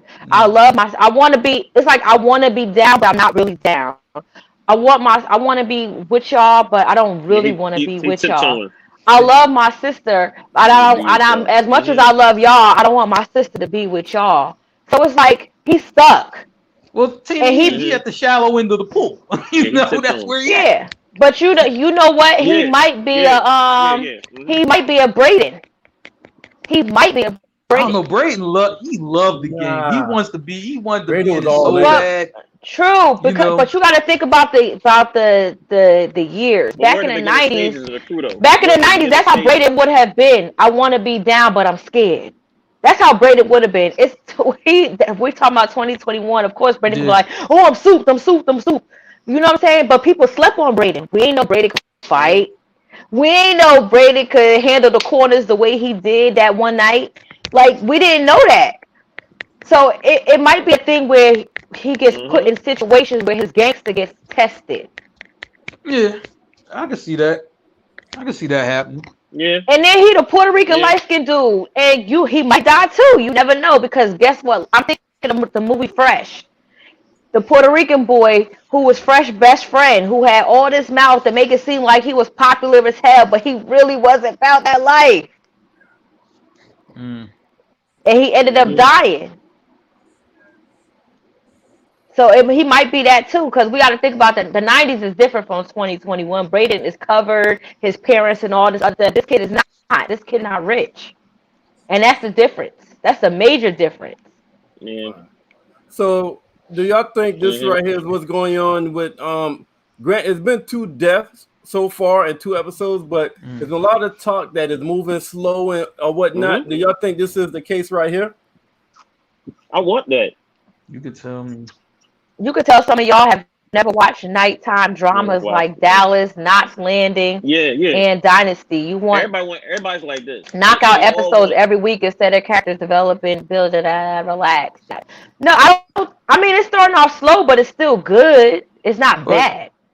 wait a minute, you know what I mean? For even if you think back to Power, you know what I mean? For were they knocking off main characters every week? Oh, naming the credits, he did. No, they weren't. No. You know what I'm saying? Yeah. Nah, it wasn't I like that. don't. Yeah, but I mean, I'm because shocked it that they was have good. people getting knocked off so soon. You know what I'm saying? Because this is different. People still think their mind frame is 2021, 2020, and how Mhm. whenever Power started 6 years, well, seven years ago, right? Mhm. But they're not thinking. Put yourself how you grew up in In the the '90s, yeah. 90s, and probably a lot of people that's watching Power ain't grow up in the damn 90s. Let's be Straight No. up. clear.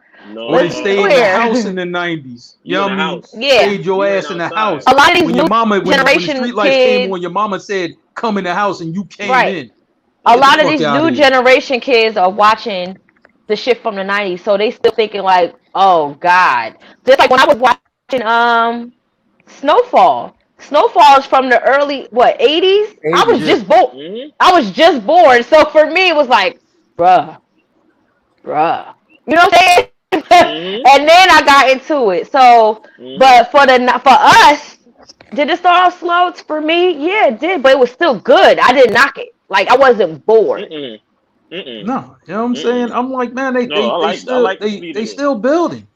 They still Yeah, they still building. You know what I mean? building. Like if you look at the Like you shows that said, end they up don't. become great, that end up becoming great, they build, and then you know what I'm saying, once they build the story in, then they start kicking ass after that. I'm just like, man, they did the same thing on The Wire. Wire's considered the best show all time. You know what I'm saying? They Mhm. built that shit for a few Yeah. episodes and then they started getting to that shit. And I I know mean, he said this last it week. just lets me know that a lot of people that are watching Raising Kanan right now are Ghost fans. Mhm. Because where are all the Kanan fans? Because there was some heavy Kanan fans at one point before he died. Heavy, heavy, heavy. So it's But like, where y'all at? they expected Kanan the kid to be Kanan right Yeah, away. no, right. Nobody No. starts off as a killer. Even the Nope. killers in the street, Mm-mm. killers behind bars, they will tell you, yo, I grew up like this. I wasn't a killer when I first started. He Maybe get Jeffrey You know Dahmer, what? but everybody He else, get no. education. It could have been, you know what, Merv? It could have been a preview when they released that preview of Ghost, Tommy, and Angela in high school. Everybody was given that perception of that's where it was going to start. And people Because like, where did that preview come from? And then now it's like doesn't exist. You Mhm. saw them standing there as teenagers in front of their high school, so they thought it was probably going to start with Kanan in his 20s. But then we saw the previews of when he was younger than that, but everybody still thought for some reason that Ghost and them would still be in there. Well- But they would have been kids. They would have been in middle school. But here's the one thing that I tell people about this series, like, yo, and I get asked the question all the time, yo, when you think we gonna see, Ghost and Tommy? I'm like, right now, Courtney Kemp, Courtney saying, yo, they're not gonna be in it, right? But we all know Courtney can be swayed by public opinion. You know what I'm saying? If she's doing before. If she's doing Raising Kanan, and then we find out it's going to be renewed for season 2 for that book, we're not going to see them. It's already been renewed. It's already been renewed. Oh yeah, no, we're not. I mean, we can't be Raising Kanan in his 20s. No, I'm gonna say like this to me chronologically, right? I would say like if you're going, every show wants to reach 5 seasons because 5 seasons when you can do, syndication and all of that, right? So That's the way that I at least looked at it chronologically, I could be wrong, but I thought like when you first see Ghost and Tommy, it wouldn't be to the middle of the series, and that would be season 3. Wouldn't even be 2. You know what I'm saying? No, I don't want to see them the first 2 seasons. I don't want to see that. I want to let. Here's the thing. I want to see what the ratings are going to be. Yeah. I want to see what the ratings are going to be. All the shit that they talked about Kanan from before, I want to see it. When Tommy said, yo, Ghost ain't never have a good idea that he ain't steal from you. Remember when you had that car wash? I want to see Kanan with the car wash. I know this is down the road. I just want to see Kanan's car wash. And I think that's where everybody thought it was going to start, at least with Kanan in his 20s, not with Kanan from fucking elementary school and now he in high school. But what year Kanan is would he already in? been killed by then. Do we know? He's 16. Do we know what he's 16? So he's what, sophomore? He's 15 or 16. He's so sophomore, junior. So he a sophomore. Sophomore, junior, whatever. I know he's either 15 or 16. Okay. But they might do a fast forward because you see how she did the 1980s and then it went to 1990s. They might do a fast forward.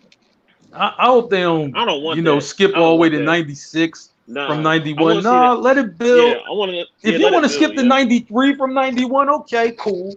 But don't skip like 5 years though. No, it's a lot that happens in 5 years. A lot of people get killed. Legit. This should be about Kanan and not Ghost. And then give me give me the education. It will be. Like they need to connect. They need to connect the dots. That could be 3 or 4. They will connect I the understand dots. that. Yeah, I understand that. Kanan might do a whole because he's the narrator throughout the movie. He might do shit where such and such got killed like this, such and such like he did in the beginning. When they do a fast forward, because if she's throwing up years like that, it's gonna be another pivot where she's gonna throw up another year. All I'm gonna say is, I'm like, once Ghost and Tommy got to high school, it was probably like 96, 95 and 96. You know what I mean? I don't want them to skip 4 or 5 years just to go to season 2. I just hold it off another season, get it. But get the way Courtney writes, she don't write really ahead of time. She writes after she read the fan reviews. Yeah, I know. Yeah, I'm trying to tell you, you can push her a little bit. That's the point. You can push her a little bit. Yo, we want to see Ghost and Tommy now. Like, all right, my bad, fam. She writes in the moment.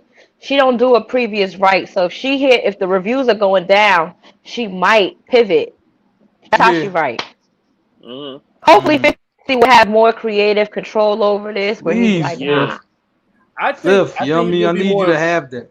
Well, I think with this particular story, the other ones, Courtney, you got it. But with this particular story, as loosely around 50, I think he's gonna inject himself a little bit more with raising Kanan than any of the other ones, in my opinion.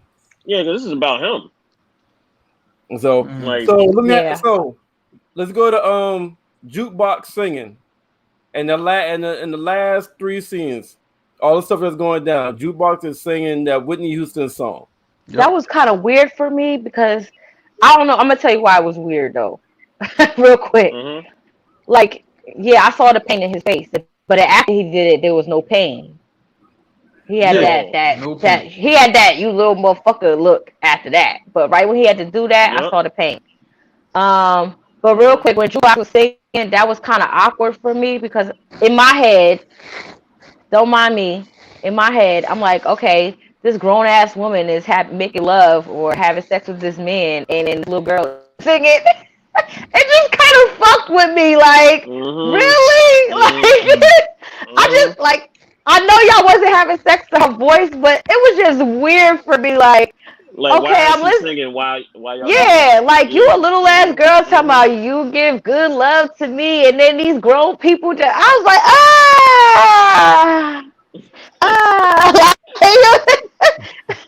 that's just my I like, man, did he give like a Leah vibes or something? Hey Mark, did you read the caption on this? Singing. I don't know if it gave me those vibes. I think I disagree. I think he got it done kind of quick. You know what I'm saying? I don't think they were that close. One of them things like, man, he got it done quick. Ghost, he really didn't want to kill Roller, but it's just like he felt that he had to.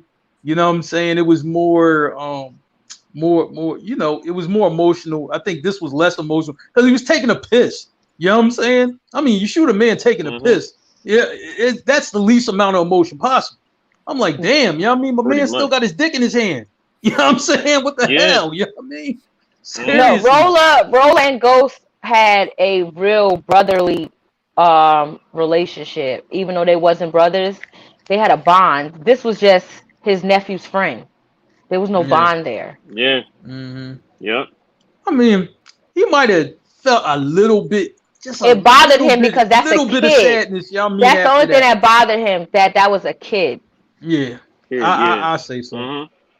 And a kid that y'all mean for that he at least knows, like, you know what I'm saying? It ain't like they cool, but he's like, I know the kid. It's just like, and he didn't want to do it. It was just, you know what I mean? He still didn't want to do it. It was just something my sister I had to do. Yeah, that was it. Because he was totally against it. You could tell he was totally against it. Yeah, he didn't want to do it, but it had to be done. You know what I'm saying? But that might make him look at his sister in another light. Like, you ruthless like that you pushing me to kill a kid. Yeah. Yeah. Because he looked at her. He looked at his sister like, what, bitch? Really? Yeah. It's to save his nephew and her son. But it was another side of his sister he never saw. He never saw that before, yeah. Like, where did that idea come from? Because remember, Rock don't tell everybody everything. Nuh-uh. That idea came from Unique. But she didn't tell her brother it came from Unique. She just told her brother what to do. That's how bosses do. Yeah, I'm just saying. But that's why I said he's seeing his sister in a different light. I never see you move like this. But because you're my sister and we family, I'm going to do it. That's what it was. But you know the reason she why. Went off reactionary. He knows the reason why. I feel like he knows it's gonna affect Kanan if he find out too. But you know what though? To save Kanan. I'm gonna tell you the coolest thing about. That's not how Kanan gonna think of it. Is it to save Kanan or the family business? It's to save Kanan. What you mean? Or the family business? No. Both. But I think the business. I mean, for real, the business play a big part. And I told you that chick was not gonna allow a little nigga to take all her corners either. You know, I'm gonna tell. But you know what was cool about that whole scene is that That's how it was done. Before you had to knock somebody off, you know what I mean? Show them a good time, and I then think you he knock lost them his off. virginity that night. You know what I'm saying? I'm like, man, you Yeah. know, because Mhm. and this is like, you know, like even on the other shows when I joke about the washy, right? It's not something I came up with. This goes years back that your man just came home from doing a lot of years. You're supposed to show him a good time when he comes home. You know what I Mhm. mean? That You nigga know, ain't come home, my nigga. no, but what I'm saying is, no, what I'm No, saying but is he's Nigga, that, you doing got he's that you doing know what like I nigga a mean? literal parallel like to it. Tina. No, you Parallel gotta to it. understand. You know what I mean? When you about to knock somebody off or a You nigga gotta came That's what I parallel home just to it. said. in He both, about to. I think he no, lost his virginity. there. What I'm saying is that you're supposed to, in those instances, you're supposed to show, you know what I mean, for that person a good time. You know what I'm saying? I In saw the both instances, fear in that little boy's face the entire time, which just kept man. breaking my heart. Yeah, I but saw you the know what fear. though? Mhm. I'm gonna say like this: even if you go to a show like The Wire, before they killed Wallace, what did they do? Those are his homies. They took him out. You know what I mean? Showed him a good time before they killed him. You know what Mhm. I'm saying? That's I don't how it think was the done. plan. I don't even think sex was involved. I feel like the sex got involved because he was asking so many questions. Like, where we going? Why we going here? Is Kanan coming? Where is Kanan? Is Kanan here yet? Like that. So finally, I'm about to tell you why. So finally, it was like, all right, let me get this little nigga some pussy because I need this nigga to stop asking me hella questions, right? Nah, What's I think the hold sex was on, gonna I be think the sex involved. was planned hold too. on, hold on. That was a bigger distraction because what song was playing when he got the pussy? I don't know what was And playing. you really took Shit. notes. I I took don't notes too. remember. I What don't was remember it? that.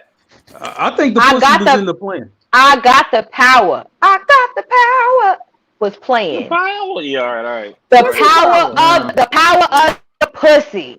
Thank Of the you. pussy. The Mhm. power of the pussy. And they just Power of so the happened to pussy. Yep. have that song with that woman singing Song while he playing. was and he couldn't even he Mhm. could barely hold it.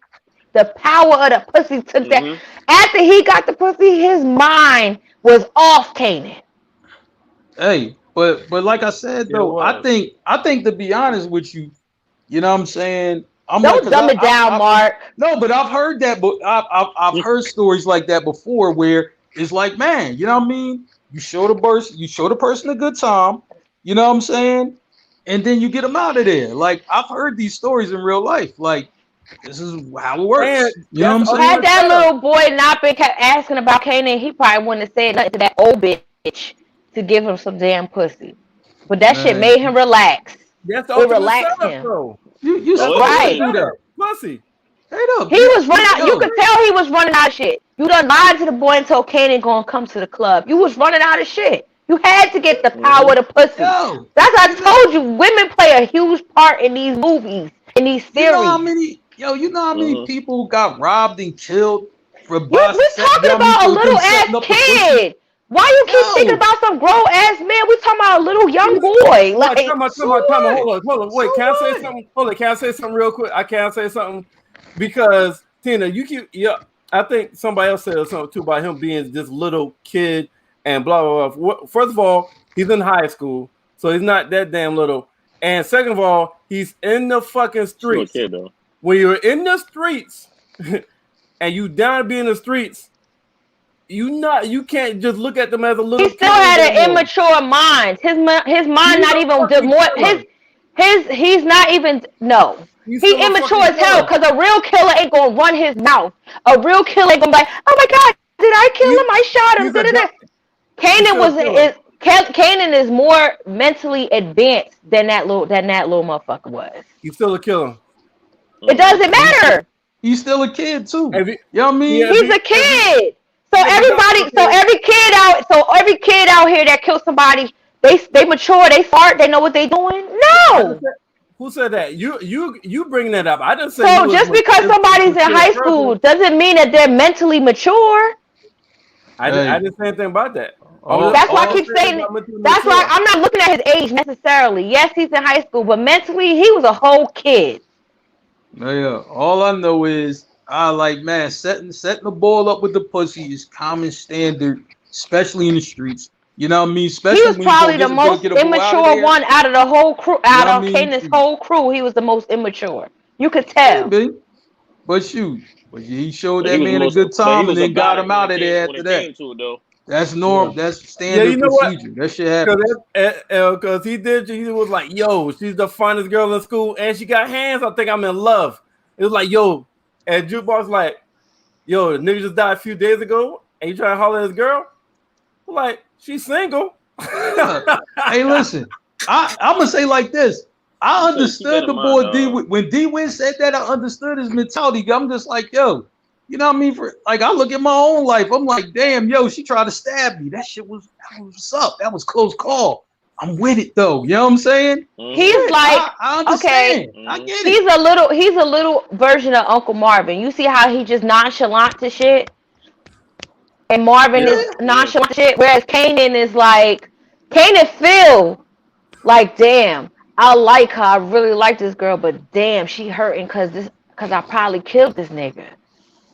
He feel the guilt, but this little nigga don't feel no guilt. He just nonchalant to everything. Like, well, she's single. Like, that was my favorite part. Fuck that. Hey, so if y'all, this is episode 2.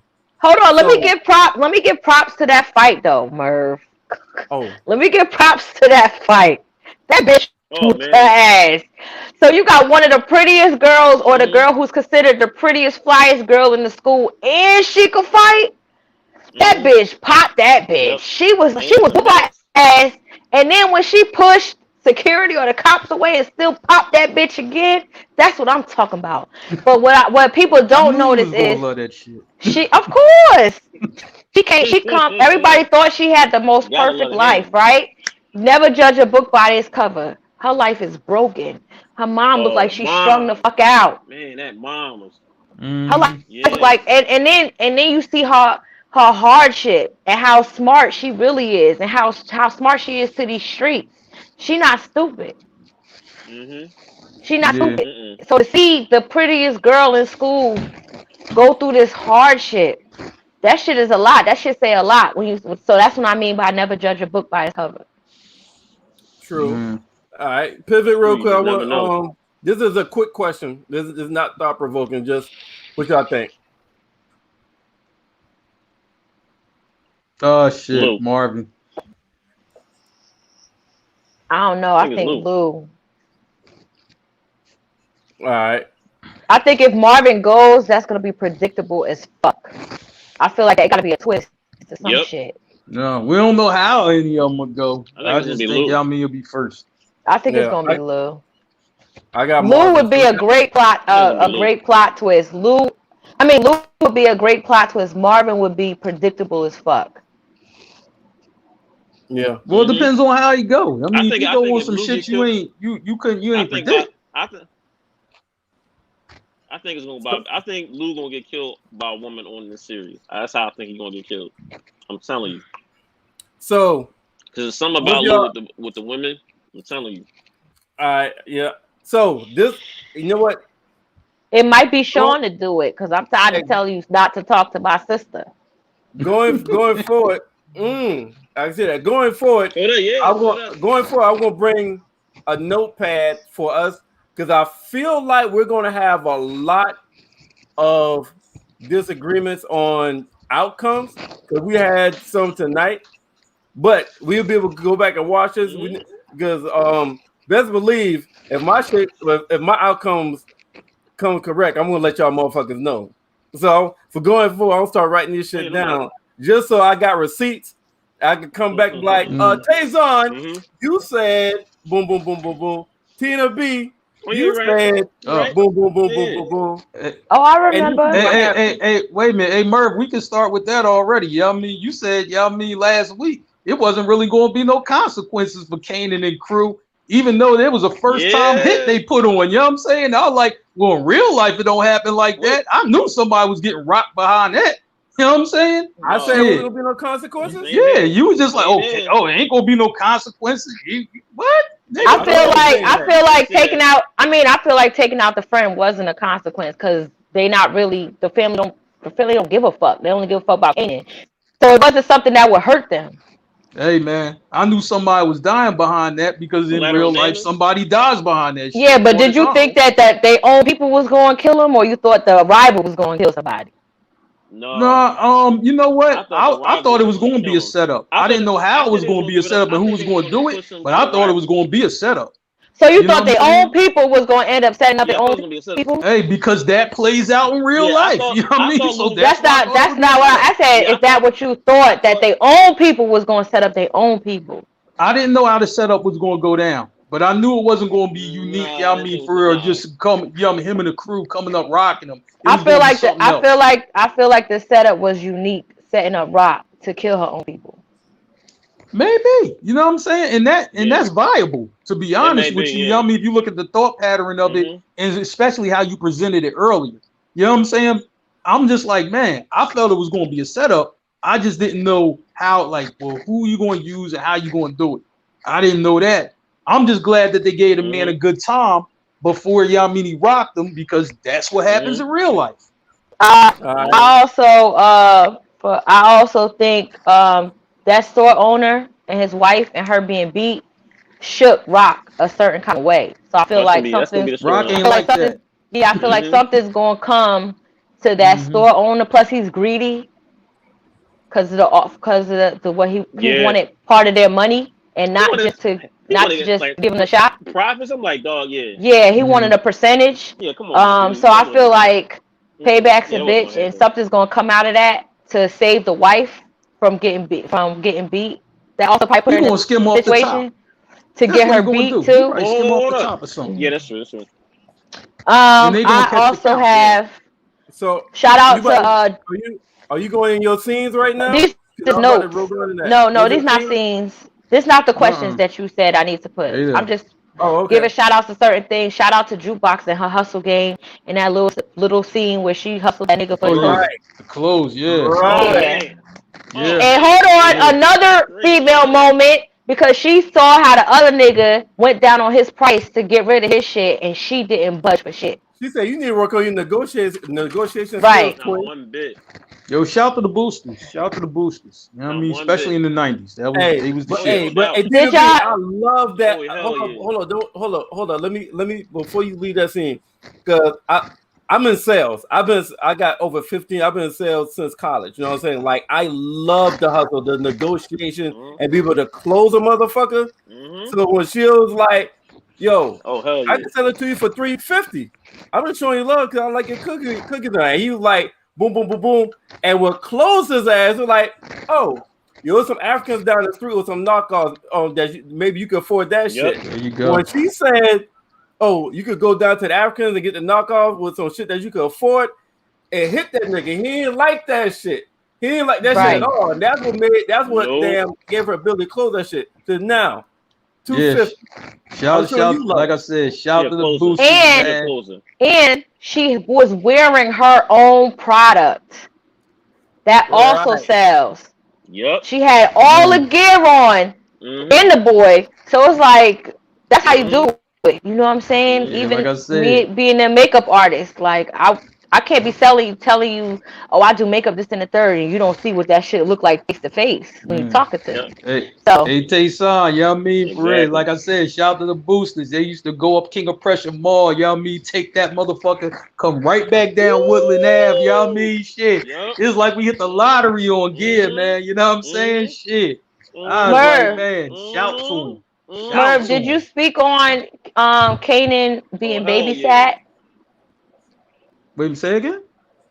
Oh, Oh, that was nah. a yo. That was a scene Talking right there. about Scrappy babysitting We gotta talk about that. Kenan because he thought that he was learning the game and he started Hell no. walking You weren't around learning and shit. finding Oh, that that door was down. So like, yo, what's hilarious. this? So I posted a question in one of the power Mhm. groups, and the question was, do you think he was really being babysat, or what his mother was telling him about how she learned and how she started in the game? Was that true, or did she just lie to That's Kanan both. so he could get her, so she could get him off her back, but keep asking her, when you going to teach me, when you going to teach me? Because I asked that because there was a moment where she said, I want Kanan to stay at the house, that warehouse, because I don't want him in these streets. So did she lie to her son, or was that true? Like that's how she really started off learning, Probably. or Was that boy straight honest with her? Like honest with Kanan, saying, "Nigga, your mama is got you in here to for me to baby fucking sit. I ain't here to teach you. I'm your motherfucking babysitter." Yeah, that's true. I think it was the babysit. But I think she came up with a valid response to him, which could be true, and that's why he didn't really have nothing to say back to. But I think the original shit, the main shit of that is the babysit. Yeah, but she also said babysit. Nigga, you in it? Yeah, I'm not using you. The Kanan curious you in it? You saw that door. I think Taison. Say that shit again real quick, Mark. Say that shit again, Taison, because I want to know what the fuck is behind that damn door in that house. Behind that door. That door he was about to open, and the dude said, "That's the work." That door. Nah, I think it's more than just the work. Nah, I don't think that's the work. Yeah, I think it's more too. And for what, cash? That's where all the money goes? More than that. I think it's both. I think it's work, cash, but I also think it's something that only Lulu and Rock know. I think it's something else in there besides cash and the thing, but only those two people know. But it's something that nobody else needs to know, because it could be it's something either gonna make people shitting or very damaging to them. Well, and do you think Kanan will kill the babysitter because he was talking real disrespectful? Nah, I don't know. Yeah, You know what I mean? But I'm gonna say like this, right? You don't think so?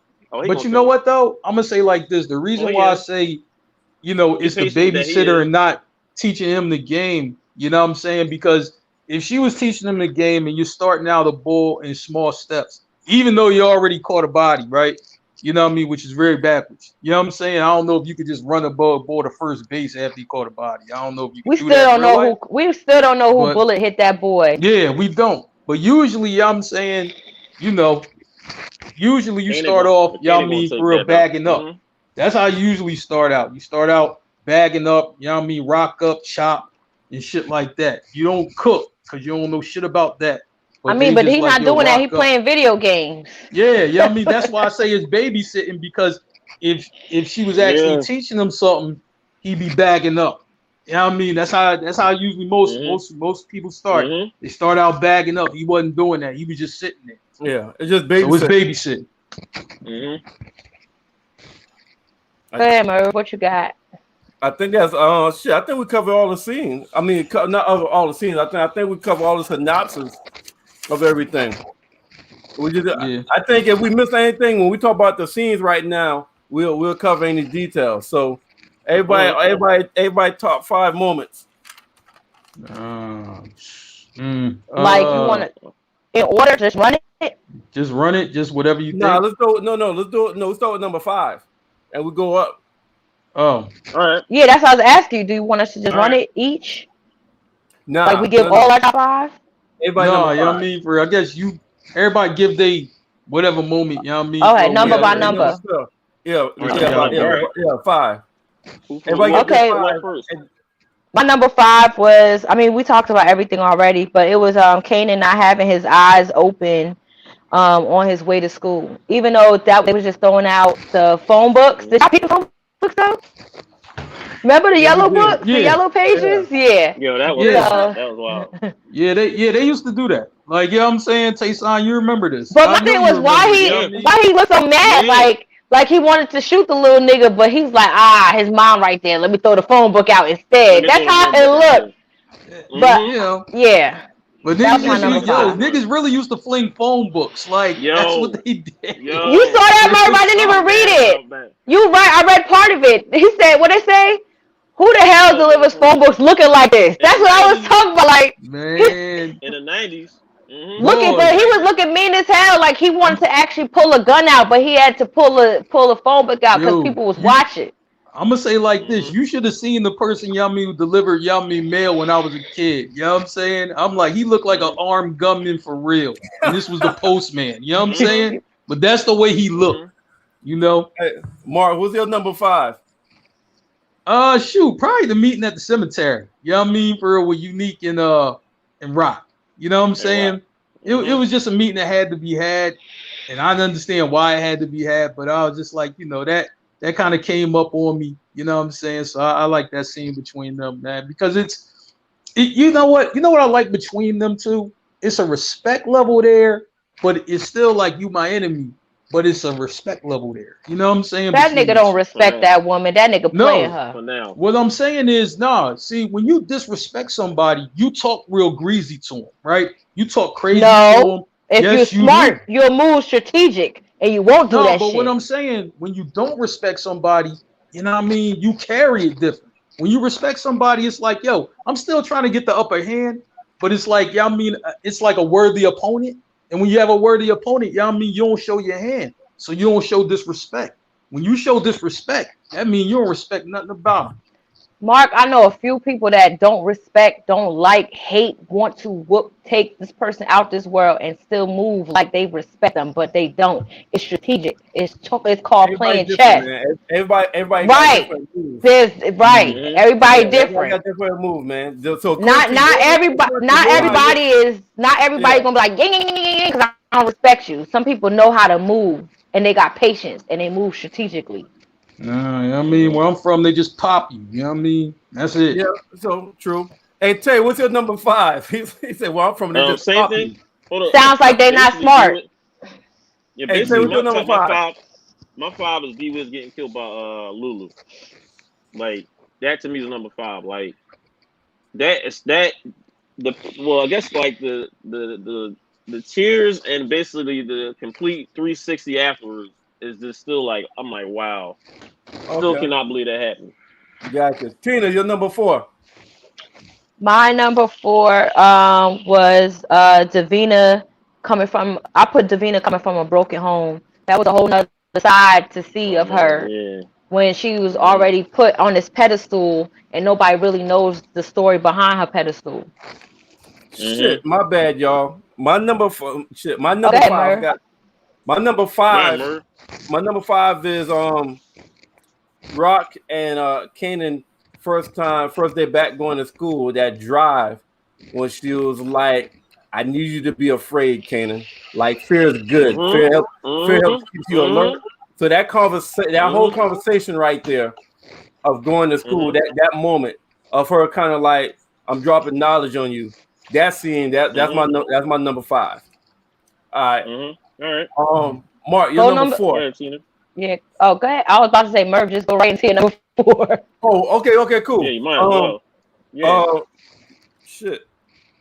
My number 4 is when Juke got off the bus and saw D Woods get in a car with Lulu, because I'm thinking, I'm wondering how I know it's gonna be some key shit, and nobody knows that she saw. So I'm just wondering how that scene is going to be involved, either in the next episode or episode after that. That's my number 4. All right, Mark, what's your number 4? Probably when Kanan was on babysitting duty. You know what I mean? Well, being babysat, and the still door. You know what I'm saying? At least I'm like, for me, you know what I'm saying? At least hearing about still doors and what's behind it is money, work, arsenal. It's usually one of the 3 things. You know what I'm saying? Because I'm like, when this shit locked up tight like that, it ain't really, you know what I mean, for a body or a secret. It's usually the arsenal, the work, or the bread. Because I'm like, it's a safe house. And when you're at a safe house, you know what I'm saying? And you got to move. You got to be able to put your hands on shit. And usually that's what's behind those reinforced doors. All right. Tay, your number 4. My scene probably was the Omar Epson, Howard and the Unique partnership. When they were talking about there can only be one king. And like that dynamic. I'm basically going the same thing with tennis. It seemed like they're related somewhere. Like they're related. Some type of connection. Yeah, it's got to be somewhere. I'm just waiting to find out how we find out about that. All right. Like that's my scene right there, because and also, like I said, just what you talked about too, Mervin, talk about the the the women basically themed. It was basically like a woman themed type of like episode a little bit, and for him talking about only could be one king. That's interesting. All right. So my number 3 is that same scene, the interaction, the conversation between Unique, and the detective. So since it was the same, you already talked about it, right before me. Tina, what's go ahead with your number 3? My number 3 was the same scene. Damn. That's right, Merv. So I just put real quick, dirty cop and dude took the blocks is a snitch, or they're in business or something. Then I put, because it was all a part of the same, white cop and black cop training day. Okay. Yeah. Mark, your number 3. Probably when D Wiz wanted to take credit for the body. And Kanan was just like, yo, you can have that. You know what I'm saying? I think Kanan really kind of understood, like, you know what I mean, for like people who put in work, you know what I'm saying, they name ring out on the deed. It don't ring out because you got to talk about it. You know what I'm saying? And it keeps you kind of off the grid a little bit, you know what I mean, but you're still feared in the streets. Like, at least hearing this, you know what I mean, for real, from people, you know what I mean, in that line of work, you know what I'm saying? Just that's how, like, if you hear interviews with them, that's how a lot of them talk. Like, they really aren't the braggadocious type of people. It's more like, yo, like, I did it, but you know what I'm saying, I never really talked about any of the deeds. You know what I'm saying? I mean, your name just rang out, you know what I'm saying? And then people kind of got the idea of who you were and how it went down. So, you know what I mean? For him wanting to take credit, it puts a bullseye on you. You know what I'm saying? So even if he didn't get rocked by Lulu, he was getting rocked one way or another because he's doing a little too much talking. And people who talk a lot and they in that game get dealt with very quickly.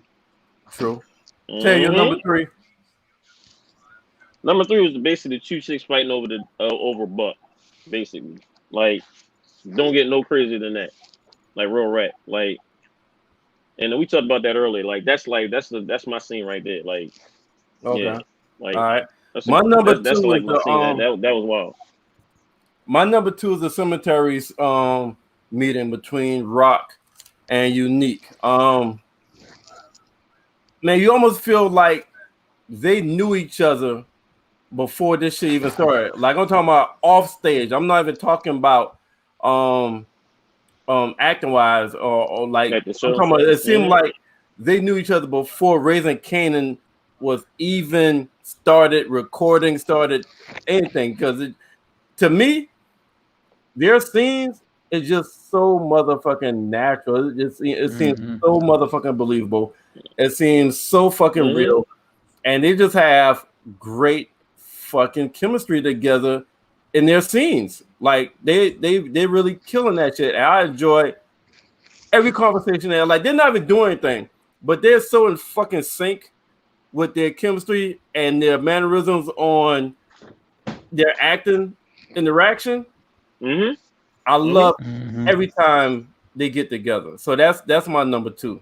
That's why me and Taison feel like there's some type of connection, because there's a difference in age and they seem like they know each other, or there's some type of relation. Yeah.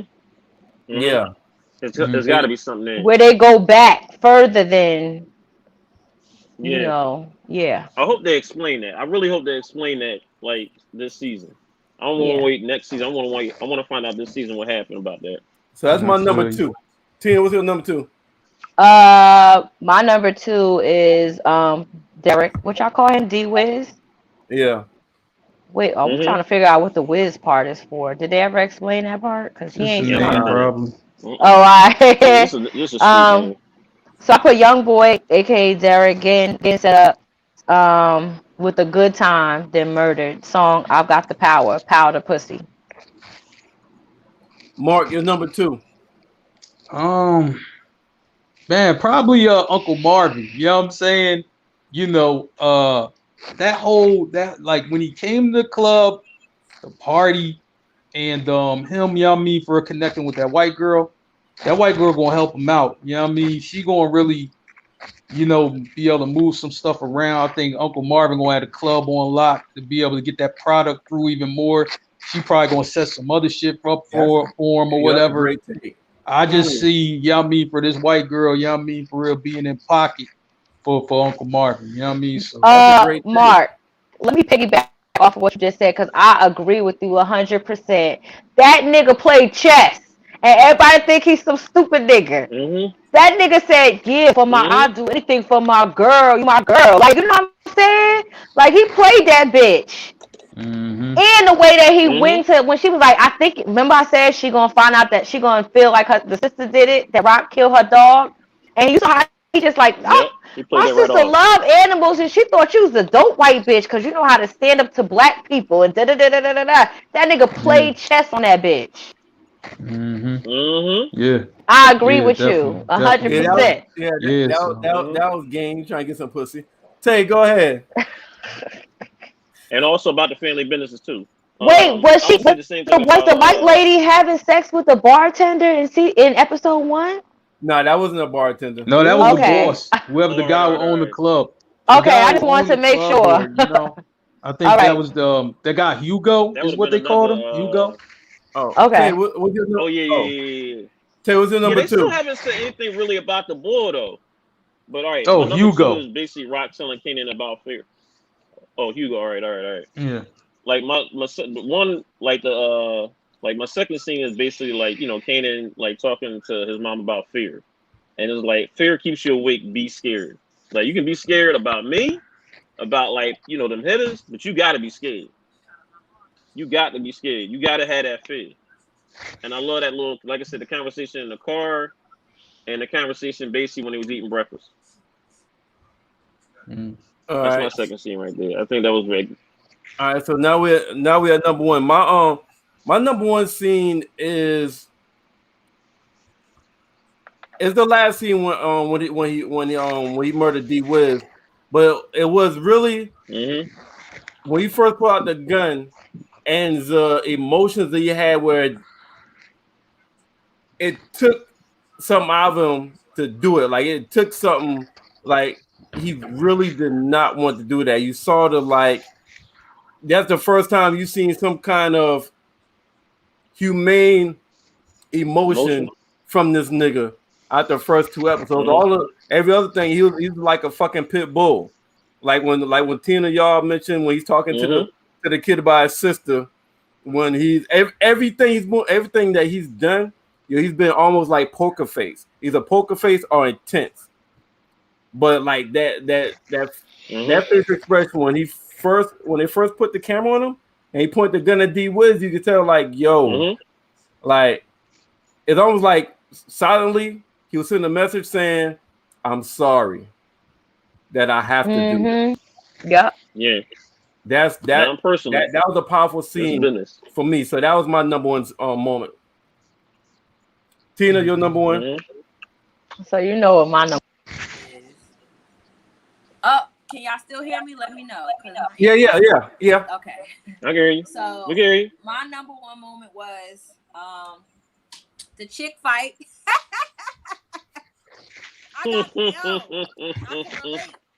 But there was a message behind it after the fight. And she said, that's how I know she a real bitch, my nigga. She a smart, she's a smart girl. She said, I don't care who he was dealing with. I don't care if he dealt with her. It's about the fact that you disrespecting the dead. That's why she fought the girl. I remember that. That's what, and for her to be that young, she a thorough chick. Have that mindset. Be that thorough. The girl was over there just fighting because he was fucking with me last. It shows some type of maturity in her that we probably gonna see more of later on down the line. Mark. Oh shoot, it's D Wiz being killed. You know what I'm saying? He was showing a good time first. You know, this that kind of, you know, behavior, you know, of showing your man's a good time. You know what I'm saying? Like I first learned about it from like hearing about mafia stories with the Italian mob. That's what they would do. They show their man a good time and then they got to get rid of him. You know what I'm saying? And if you look at the stories, you know what I mean, for that kind of came up You know what I mean? For a lot of it was like that. You know what I'm saying? Where it's like, yo, you gotta go, but you know what I'm saying? That was still my man's. I still had love for him. Good time. You know what I'm saying? And I think, you know what I mean, for real, like you'll see that, like whether, you know what I mean, for you know, you might have to get rid of somebody has to go to jail, somebody come home from jail. The same type of thing applies. This the rapper, this rapper, you know what I mean, for real, that just went to jail, Casanova. That's what his peoples did for him in New York. You know what I mean? They went out, had a good time, then it was like, now it's time to go to jail.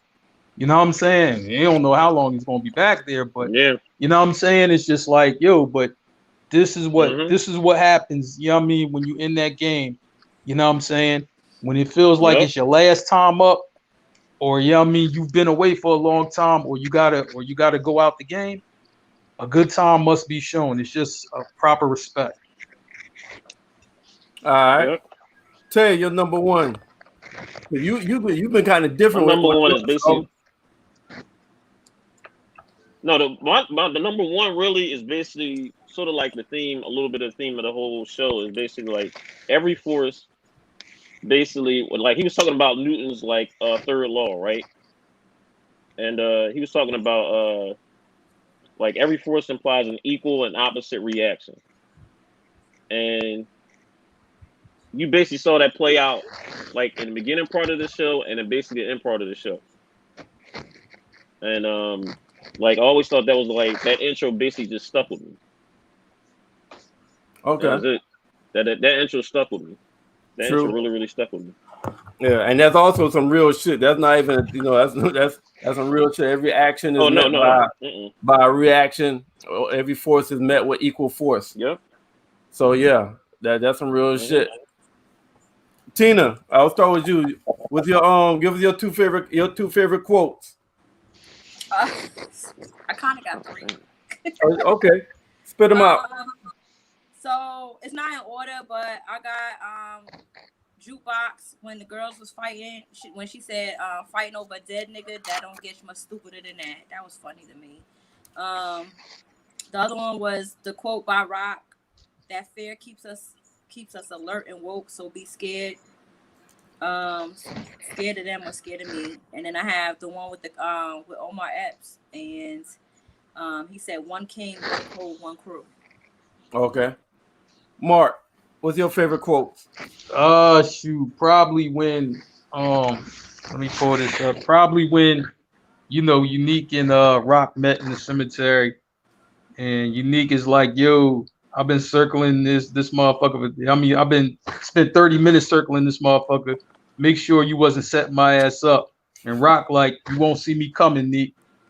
You know what I'm saying? You let him know, like, you know what I mean? Like, look, trust me, you know what I mean? If I was setting you up, you would never know. You know what I'm saying? You know what I mean? My other quote from D Wiz, finest girl in the school, she could throw them hands, man, I'm about to be in love. And Jukebox is like, your buck just died a few days ago and you're already pushing up on her. D Wiz, she's single. You know what I'm saying? Just like, man, that was crazy, man. But I mean, that's what a young boy would say. A young boy would react exactly like that. So I wrote down a bunch of quotes because I felt like we was gonna have some of the same, and y'all just said someone that I had, that trying to holler at butt girl, that shit was crazy. And then you ain't missing that. We're doing the quotes. What's your quote? Your favorite quotes of the show? My favorite quote? My favorite quote? Let's see my favorite because I wrote this down.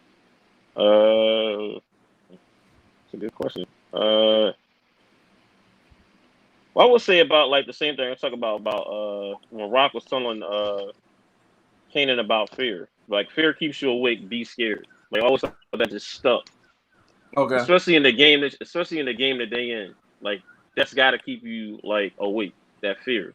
Like every single solitary second. Especially what Tina was talking about in terms of like when she told when Rock was telling Kanan going out the door, like, look, you always gotta keep your eyes open. And he just being like young, but like, nah, I ain't worried about that. Like, all right. Any other quotes or that was it? That's really it for me. That really is. All right. There. I thought you just found one. I got one more too. Okay. I got only one king can rule a kingdom. I think that's gonna. I think that's gonna play. I think that's gonna be that season finale. I think that particular line is gonna come back at the end of the season. Damn. Okay. All right. So predictions for the end. Let's right. Look, gotta be a war, right, Tay? You know what I mean? Shoot, they can't. There's only one. You can't just, you know what I mean, for have them both sharing the real estate. It gotta be a war. I understand. It's gotta be a rule, and there's only gotta be one. So I like I told him, I wrote down several quotes because I knew some of these quotes are so fucking good. All of us might have it, but I got two separate quotes. When goddamn Marvin walked in the club, it was like, yo, you the one trying to bang my little sister. Yeah, look, my little brother told me about you. It was like, yo, don't make me beat your ass. And dude walked up, and the nigga was like, yo, it wasn't shook at all. It was like, I bet you can't. And then that I'm just setting up. That's not the quote. Then Marvin walked around. Marvin walked around and said, yo, man, that was real dark skinnedness of you back there.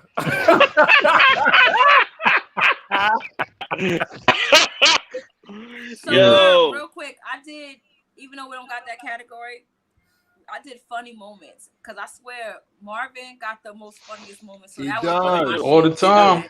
He does all the time. That was funny as hell. You might want to throw that on a list. Funny moments or quotes from Uncle Marvin because that was funny as hell. Yeah. You know what? You know what? You know how we had like a ghost moment in them other shits? We might have an Uncle Marvin moment. A Marvin moment. We might have Uncle Marvin moment on this shit, yo. Well, Uncle Marvin's hilarious. I'm like, if you ever watch Ballers, you know what I'm saying? That came on HBO, The Rock Show. He was hilarious in that. You know what I mean? So I'm just like, I expected him, you know what I mean, to have these type of moments because he's funny as hell. Like, you know, whatever he's in. I think he's my favorite character. I ain't even gonna hold you. Oh, me too. You know what I'm saying? Yeah, hell yeah. You know, Uncle Marvin's the man. You know what I'm saying? Yeah. Right now, Lulu is mine. But and then the second one is from just from my own personal background when Jukebox was trying to sell that shit, and she said, go down to them Africans. They got that knockoff shit that you can afford. Yo. That shit hurt that nigga. You hear me? And that's what it's like, yo, fuck you. Give me a shit, yo. Just give me a shit. And she closed his ass on that shit. That's how you close a motherfucker right there. She a hustler and she a closer. Like, so I can appreciate that shit. I appreciate it. So hustler and a closer. I know. I'm trying to tell you. Another thing I want to see in the future, how she became a damn cop. You know what I mean? Ooh, I would love to see that at some point. It might be the same way Omar Epps is a cop. She don't know how Omar Epps a cop. Huh? I don't know how Omar Epps is a cop. Right, but I'm just saying, like, it's kind of parallel. Mark just sparked a ball. Oh, okay. Like, it sounds like, because we don't know Omar Epps' previous life, right? And no, we don't. You know this little nigga, and you want him to be king. Like, what was your purpose of becoming a cop? What was Jukebox's purpose from coming from this background of becoming a cop? Yeah. Was it to protect the family? And that nigga talks. So he talks too street. He got to be from the street. He got to be a street cop. Right. So it's like, those type of people? They smart. They strategic. They know how to keep their squeaky clean record. So let me become a cop to protect the family. It could be shit like that. That's when those girls that also happens in real life. It also happens in real life. Because that's when his partner was like, well, we gotta go to the mother and see what happened to Danielle Worley. He was like, don't nobody know when the fuck Danielle Worley is. You talking about Buck 20? Yeah. Buck 20 is what the fuck they know him as. So I can see that shit. That was a smart move on her end if that's what it was. Because he danced with a dirty cop after she became one. All right. Yeah. So that's all my wrap up. Everything. But anybody got something to say before I wrap it all the way up? I just got my rest of my funny moments with Uncle Marvin, and so one was the the conversation with the bartender that y'all spoke on. That shit was funny to me. Finessing the white girl was brilliant and funny to me. Oh man. When he tells Kanan, "You the dragon," with Kanan. Oh yeah. I totally forgot about that. And then when he was talking to them while they was eating and in the restaurant, and he was like, they was walking away from him like, "You having a party?" He was like, "Y'all could come," and kept eating his fucking food. Oh like, yeah. So I forgot about that. Yo, You know what's crazy? You know what I mean? Because Uncle Marvin eats all the time, and then Kanan, grown Kanan, who was empowered, eats all the time. You know what I'm saying? Just like, okay, you know what I mean? I can see where he might have got that from. Kanan kind of acts like Uncle Marvin. Grown Kanan, he laugh about everything. Like everything's a joke.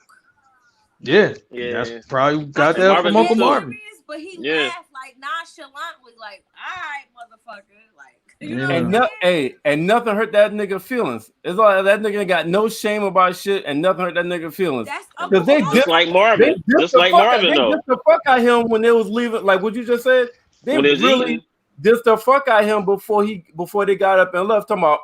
We talking about business. You trying to have a fucking party? Now you see why things. Let's go. And he was like, whatever. All right, well y'all fucking come though. And Nick just kept eating, but that's just funny as shit. Like Kanan, so far, Kanan just mixed the grown Kanan just has some type of something from each one of them. But that Uncle Marvin shit is really in him. Like he really don't be giving a fuck. He laugh nonchalantly. He don't let shit bother him. But then you can see with the shit that do bother him is maybe Uncle Lou that we haven't seen yet. Yeah. Okay. And then the worrisome part could have been his mom, like how he was protective of Tariq. Oh wow, I didn't even think about that. Yeah. Well, I mean, he ain't think Sean was his son. You know what I mean? We know that. It was Tariq. I still want to see if old girl is really his baby mother. We're gonna find that out too. You know what I'm saying? Yeah. We're gonna have to be patient. That won't come till way later. Yeah, that'll be way later. That might be like season 3 or the end of season 2. Right. End of season 2. All I know is goddamn 50 got this shit in Charlotte like Charlotte's Web. It's like that niggas. Yeah. I was just like, man, he's pretty wild, man. Like I said, I mean, give him his flowers now. You know what I mean? Give him his flowers now. Brilliant. A brilliant asshole. He truly is. Yeah. He truly is. I mean, shoot. He truly is.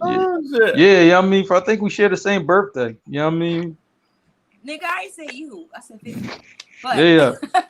Well, you got the asshole part right. That shit in there real quick. Talking about, Well, I didn't. Just like, man, Don't put me in that shit. I ain't calling no asshole. Nah, hey, other people do. You know what I'm saying? It's all right. I don't take it personally.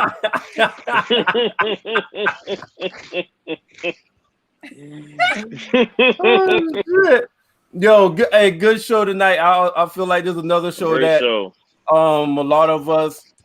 I do feel like what Tina said last week. We watch it and we have our own introspect, and then we hear everybody talk, and it's just like, oh shit, word. Like I didn't think about it that way, and then get new appreciation of the show, a new perspective of the show, and then you be like, damn. When I go back and watch it, she's like, damn, I see what the fuck he was talking about. I see what the fuck she was talking about. Like, damn, that makes fucking sense. And like, damn, I can't wait the next episode to see if what he or she said materializes from what the fuck we talked about in the last goddamn review of the episode. Goddamn. Yeah, look. All right, so let's go wrap this up. We gotta give a shout out to Stacks, who was able to make it on tonight. Goddamn Sean, to the Lullas, Hot 97, Blackjack, Bobby, Blast, Black Effect, Zingle TV, Channel 199, Mile High Radio, If the list get any longer, we ain't gonna remember shit. Hey, right? I was just about to say, damn, as y'all can see, we're growing. Because before it would be like about four shout outs and we done. Yep. That means look. So before you go out, I gotta give a shout out to my homie Will for Red Eye Mechanics, another shirt of his. Celebrities do rock this shit. Yo-Yo, Naughty by Nature, Allen Iverson. You know, they have the shirt on, they have the hat. He got sweatsuits, everything, you name it, for underwear, socks, for ladies, men, you name it, straight out of Essex County, New Jersey. East Orange represent. So I just have to say that real quick. But it's way out of Essex County right now, way out of Jersey. That's what's up. That's what's up. So I believe I got everybody in the shout outs. I think y'all would have corrected me or let me know if I missed anybody. I don't think I missed anybody. No, I don't think so. You didn't mention Sean at all. No, he did. Yeah, he did. Yeah, he said Sean. He said it in the beginning. I mentioned this one of the I mentioned. Straight up. Where's my stacks at? Oh, yeah, a nigga working. A nigga got new job. Nigga got new job his first week. So he's learning the ropes and shit. Yeah, he on rookie duty right now. Yeah. Till you learn his shit. That's where that nigga at. All right, yo. Till next week, next Tuesday, episode 3. I feel like any predictions on episode 3? That's why I forgot to ask y'all. Before I close out, any predictions on episode 3? The previews that they showed, I don't even know. But I want to watch it so bad because when Kanan said that shit, like, who was you talking to? And what you mean, give your mother up? Like, bro. All right. Mark, any prediction before we leave? Man, I think the white girl gonna help Marvin get into another business. You know what I mean? To help him work. You know what I mean? I just don't know what the business is yet, but I think that's happening. All right, cool. Yeah. Tay, any prediction before we leave? Prediction? I think we're going to see Omar. We're going to see Howard. That's the cop, Omar F's character. I think we're going to see a lot more of him next episode. Yeah, because his character ain't got off yet, and that's when we need his character to get off. His character ain't got off yet. Yeah, he only got like about 3 minutes in this whole like last episode. So I think we're going to see a lot more of him next episode. All right, cool. I don't have any predictions, not yet, but I'll let y'all know. I'll see y'all next week. All right, everybody. Peace. Peace. We out, y'all. Later. We out.